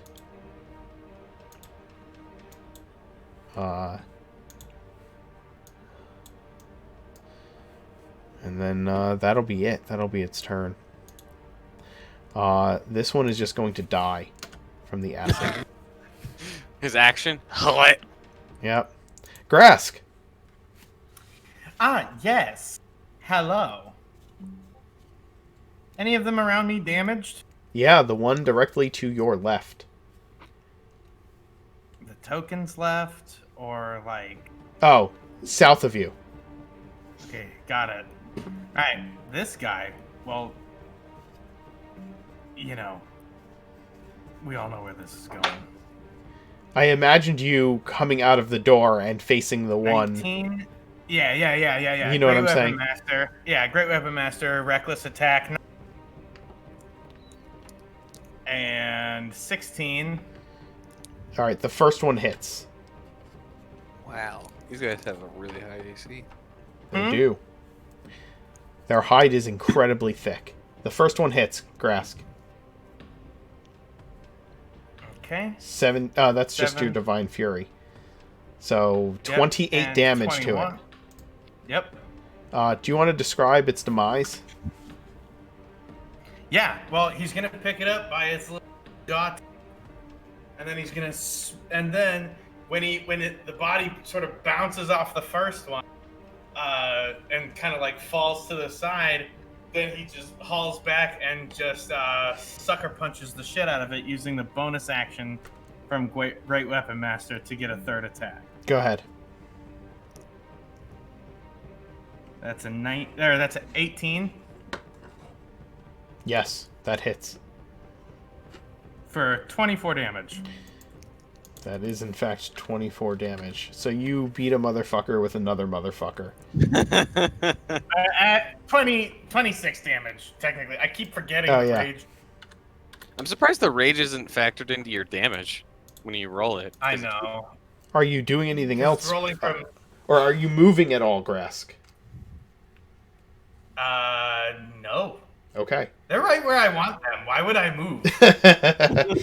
Sir I Bowie, have them right where I want them. you have a deeply Grask is wounded not- creature. It is reeling from the psychic attack that Aramil launched I'm against going it. to 5-foot step It to will, proc its opportunity Yes. attack. absolutely. Grask isn't stuck in there with them. They're stuck in there with It Grask. misses. Leo, run! I guess, is this door open? Yeah. It is. 10 So is the foot. wall. This is the one up. This one right here is not wounded at all, is it? It is not wounded at all. Great. Let's try this. First attack. That will hit. 26 You have advantage. with advantage. Good point. That's 26. 11 plus the 6 from the Wrathful Smite. It needs to make a DC... 14. Your spell DC is 14. Yes, 14 Wisdom, I think it is, saving throw. Or it will be afraid of me while I concentrate. It succeeds. Okay. Now that that's out of the way, I'm going to pivot back down because the wall is gone, right?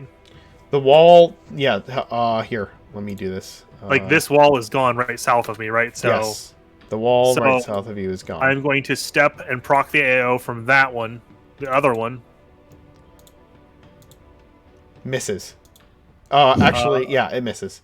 It's 20. My AC is 21 right now. Yes. Does it still miss? Yeah, Okay, it still misses. Cool. Second boop on the weakened one. It's gonna miss. Yes, it Third will- boop. You get 18. yeah, that'll bonus hit. action. And we're going to. How healthy is this thing looking? The one, this one here? Oh, it's Like- it's nearly dead. Okay. It's burned to shit from acid. 7 points of bludgeoning damage. That will put it out of its misery. And it was miserable. There were burn holes in its carapace from the acid, and yeah, it had a concussion for sure from Aramil's. And then another 5-foot step. Yep. God damn. 35 foot of movement. Yep. Put it to use. 5, 10, 15, That was 20. Yeah, Ruthlessly you can move once more and proc another attack of opportunity if you want. Just to I'm freaking do probably it. Good. I'm What- probably good. Okay, Leo.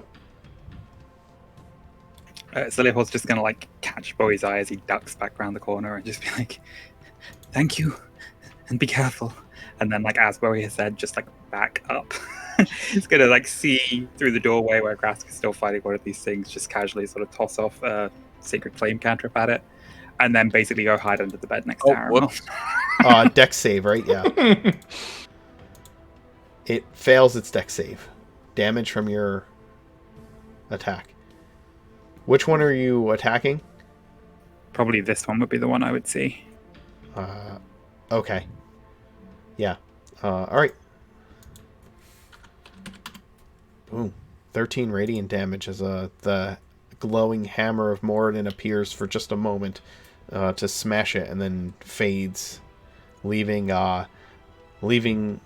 for those of you who are seeing dimly in the light of Bowie's flower, kind of an impression upon the eyes of a glowing hammer that fades to just this floating red, kind of illusionish shape. Pippin.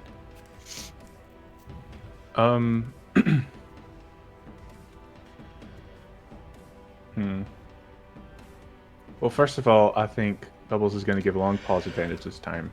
Okay. And then I'm just going to Thorn Whip the one that's like on top of Grask. Sure. That's a crit. So that's actually going to be 8 and 5. So that'll be 13 piercing damage to it. And it gets pulled. Oh, I moved you again. I don't know why why you're selected. When I selected it. I don't know why I did that. 8 and 5? Yeah, he rolled a 5 and... But it's 2d6. Yeah, the initial So shouldn't damage... it be- Oh, it's 12 and 5. I'm so sorry. Yeah, it is dead. This thing is dead. You drag its corpse into the room. No I was shit. gonna say, wait a minute. Shouldn't he get a full Yeah. effect here? A full Monty? Like, I thought for some reason I saw the 6 and the 1 damage. And I was like, oh, that's...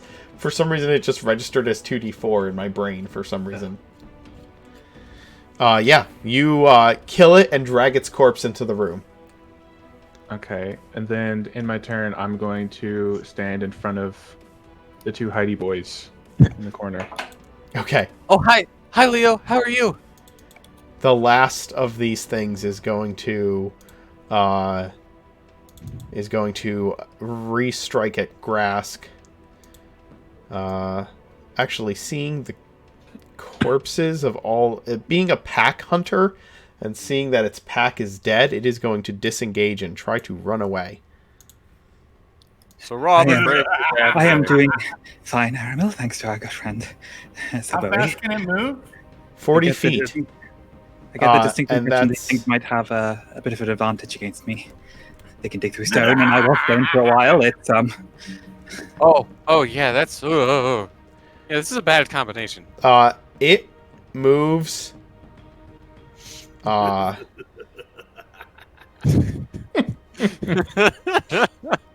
It moves... Wherever it moves, it can't move fast enough to get away from. It moves Or up me. the wall and onto the ceiling. Oh, fuck, that'll do How it. high's the ceiling? Probably. I mean, it's a gnomish place, and I said you guys can fit comfortably, so it's probably 10-foot ceilings. So, Okay. that would still put it in range of you. So it's going to climb 10 feet up and move. That'd be it right there. Yeah, in the move doorway. there. Yep. It's in the doorway.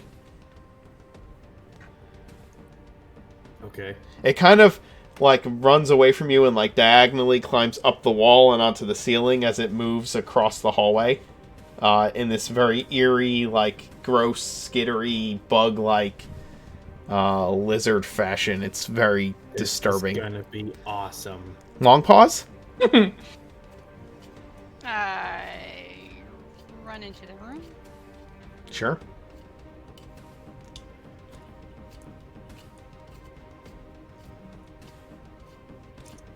And then I make it so that the thing will let me see.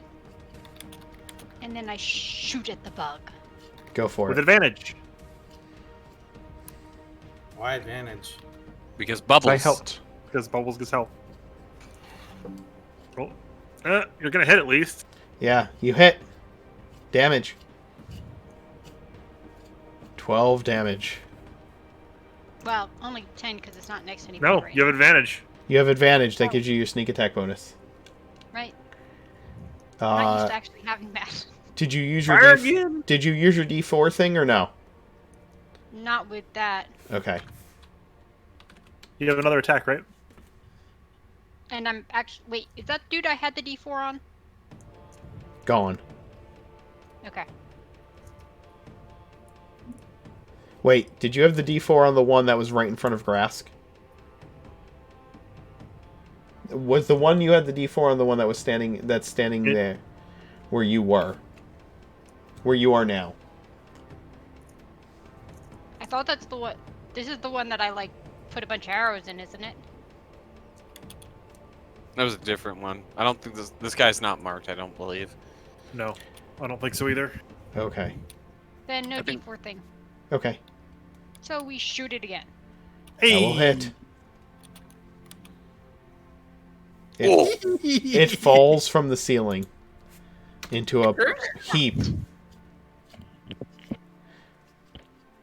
As the last of these creatures die, there is a sigh of relief from around the room. And we will draw to a close for this evening. First I say, everybody be quiet, and I listen really carefully to see if I hear any more. That was wonderful.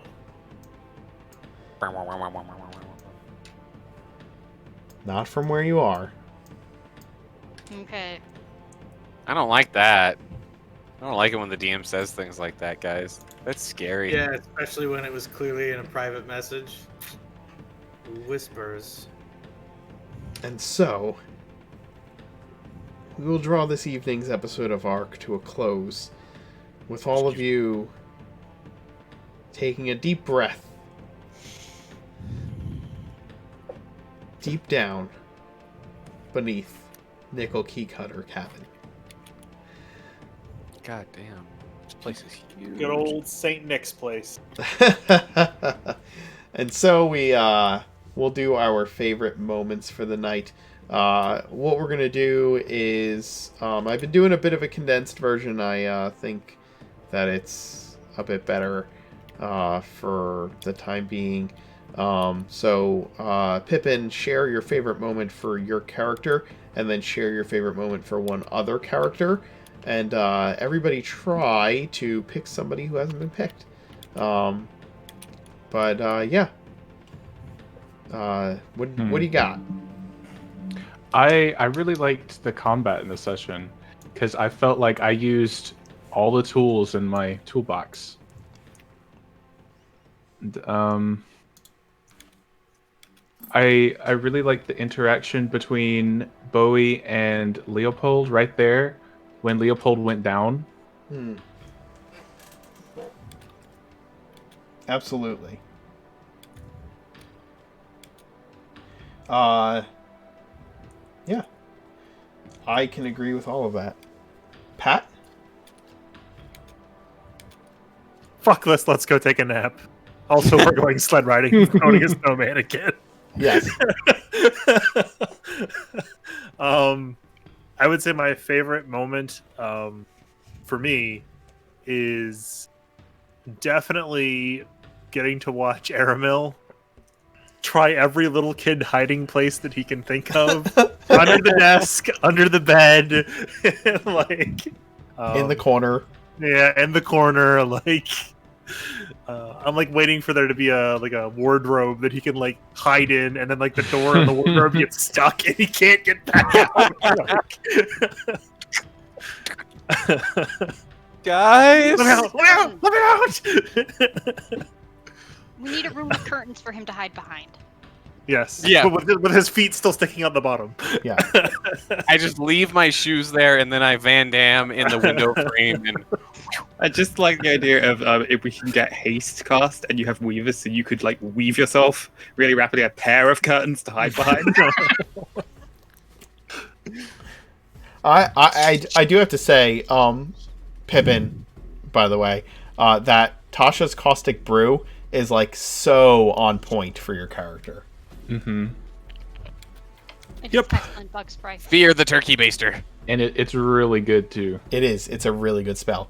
Aramil, favorite Aramil moment, and a moment for somebody else at the table. I think my favorite moment was for Aramil was asking what a Warforged is, just because. He'd have no reason to know. Yeah, exactly. He would have no good reason to know what they are. Right. It's been interesting playing Aramil because he has a 16 intelligence, so I'm not dumb, Right. but he's still a Being out kid. worldly. Yeah. Yes. I find the distinction hard to make sometimes. I think my favorite moment was from another character was nobody picked Bowie, right? Oh no, you did. Long pause taking charge in the snow sculpting of Mare. Because it's one of the things Long Pause and by extension Tig in real life knows how to do pretty well. Yeah. So I thought that was pretty great. Absolutely. Tig, favorite long pause moment.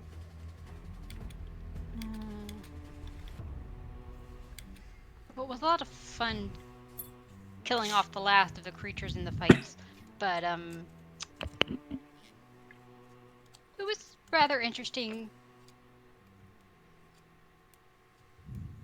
Not quite sure how to put it. Toying with Bowie, maybe, about the whole best friends thing. Aw, poor Bowie. He's best male friend. And for somebody else at the table? Well, you always just kind of have to admire the way Grask just doesn't get hurt somehow. I mean, you can see him get hit.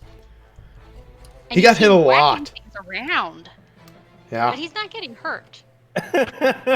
he Does still not. has over half his hit points. Jesus. He's just got the shit kicked out of him like this. Yeah, he's getting teamed up on by all these little creatures, and he just picks them up and whacks them into each other, poke him and stab him, and he's just standing there like, are you done yet? I Can think that was a total of almost 24 attacks, most of them with advantage, and none of them being a crit against Grask. No. The crits all landed on the cleric. I know. Chris, favorite Grask moment. Oh shit. Oh, what was that? Oh,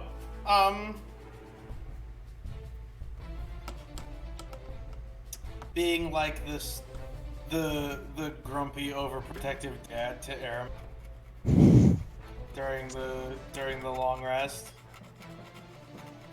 That was cute. And the idea that like there's like only one way for bad things, so Grask is just gonna sit in front of that door.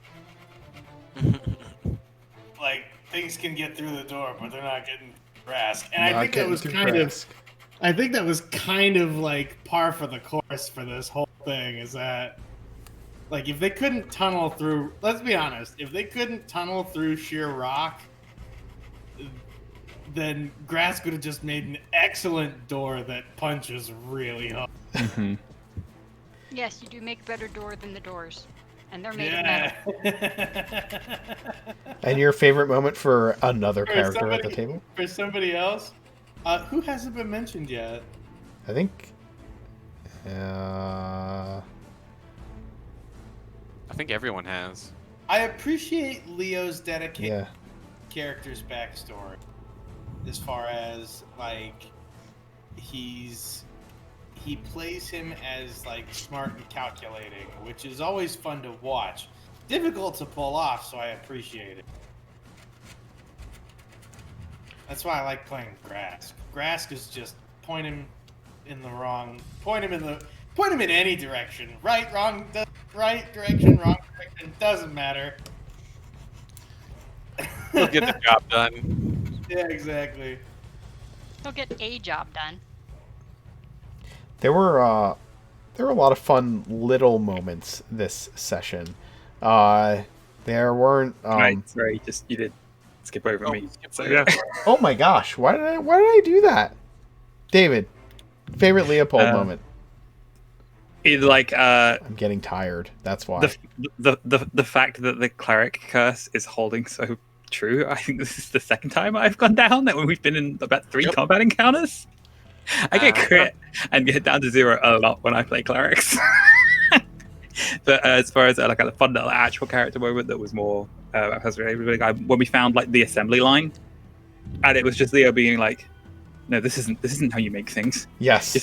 You're supposed to care. You're supposed to put time and dedication into it. You can't just have a bunch of people putting stuff together and acting like that's the same thing." And then for somebody else, I really liked early on when we were checking the dead bodies, and Pippin's priority was basically, "Are they gnomes? No? Okay, I don't care." Yeah. And then the other was sort of going like, "I wonder why these things are down here. Like maybe like they're part of the artificer who used to be here needed them for like tools and components." And then Pippin was like, "Okay, I'll go check and see if there's anything I can make use of." And then it's almost immediately just like, "Yep, no, useless." That is the epitome of Pippin. Yes. I don't feel like there wasn't any like deep role playing moments tonight as far as like real in-depth character background or interactions, and there was a bunch of combat. But in spite of that, something that I really appreciated was that the characters still came out round to round, and even room to room, with Leo wanting to catalog all of the tiny knickknacks that you found in the one room, wanting to like pull them out of the debris and see what you all had, and Aramil just kind of like his slight naivety about the world around him and like his instinct to hide behind whatever he possibly could, and like even like the thumbs up to Bubbles as you passed by. Like there are these little things that you do, and again, like Pippin, your mention of using the turkey baster and your descriptions of how you use your spells in a very artificer manner is always a very clever like character shot, and you know, Bowie's instinct to like protect and be like moving in and proccing the attack of opportunity and then yelling for Leo to get out of the way, or like picking him up and standing him up and using your lay on hands, like things like that are just these these like really great little Bowie moments in the midst of the combat. Long pause, the sheer disgust at which you look at Bugs no matter what size they are, and just like, yeah, these need to die. It's just very Long Paws just comes off as like very straightforward ways of dealing with like whether you like something or don't like something. If you like it, then as much of it as possible, and if you don't like it, we need to get rid of it as fast as we can. It's just very like simple, like straightforward. This is how we do this, and it comes off every time. And then Grask is just there to hit things. Like, Doors. yes. But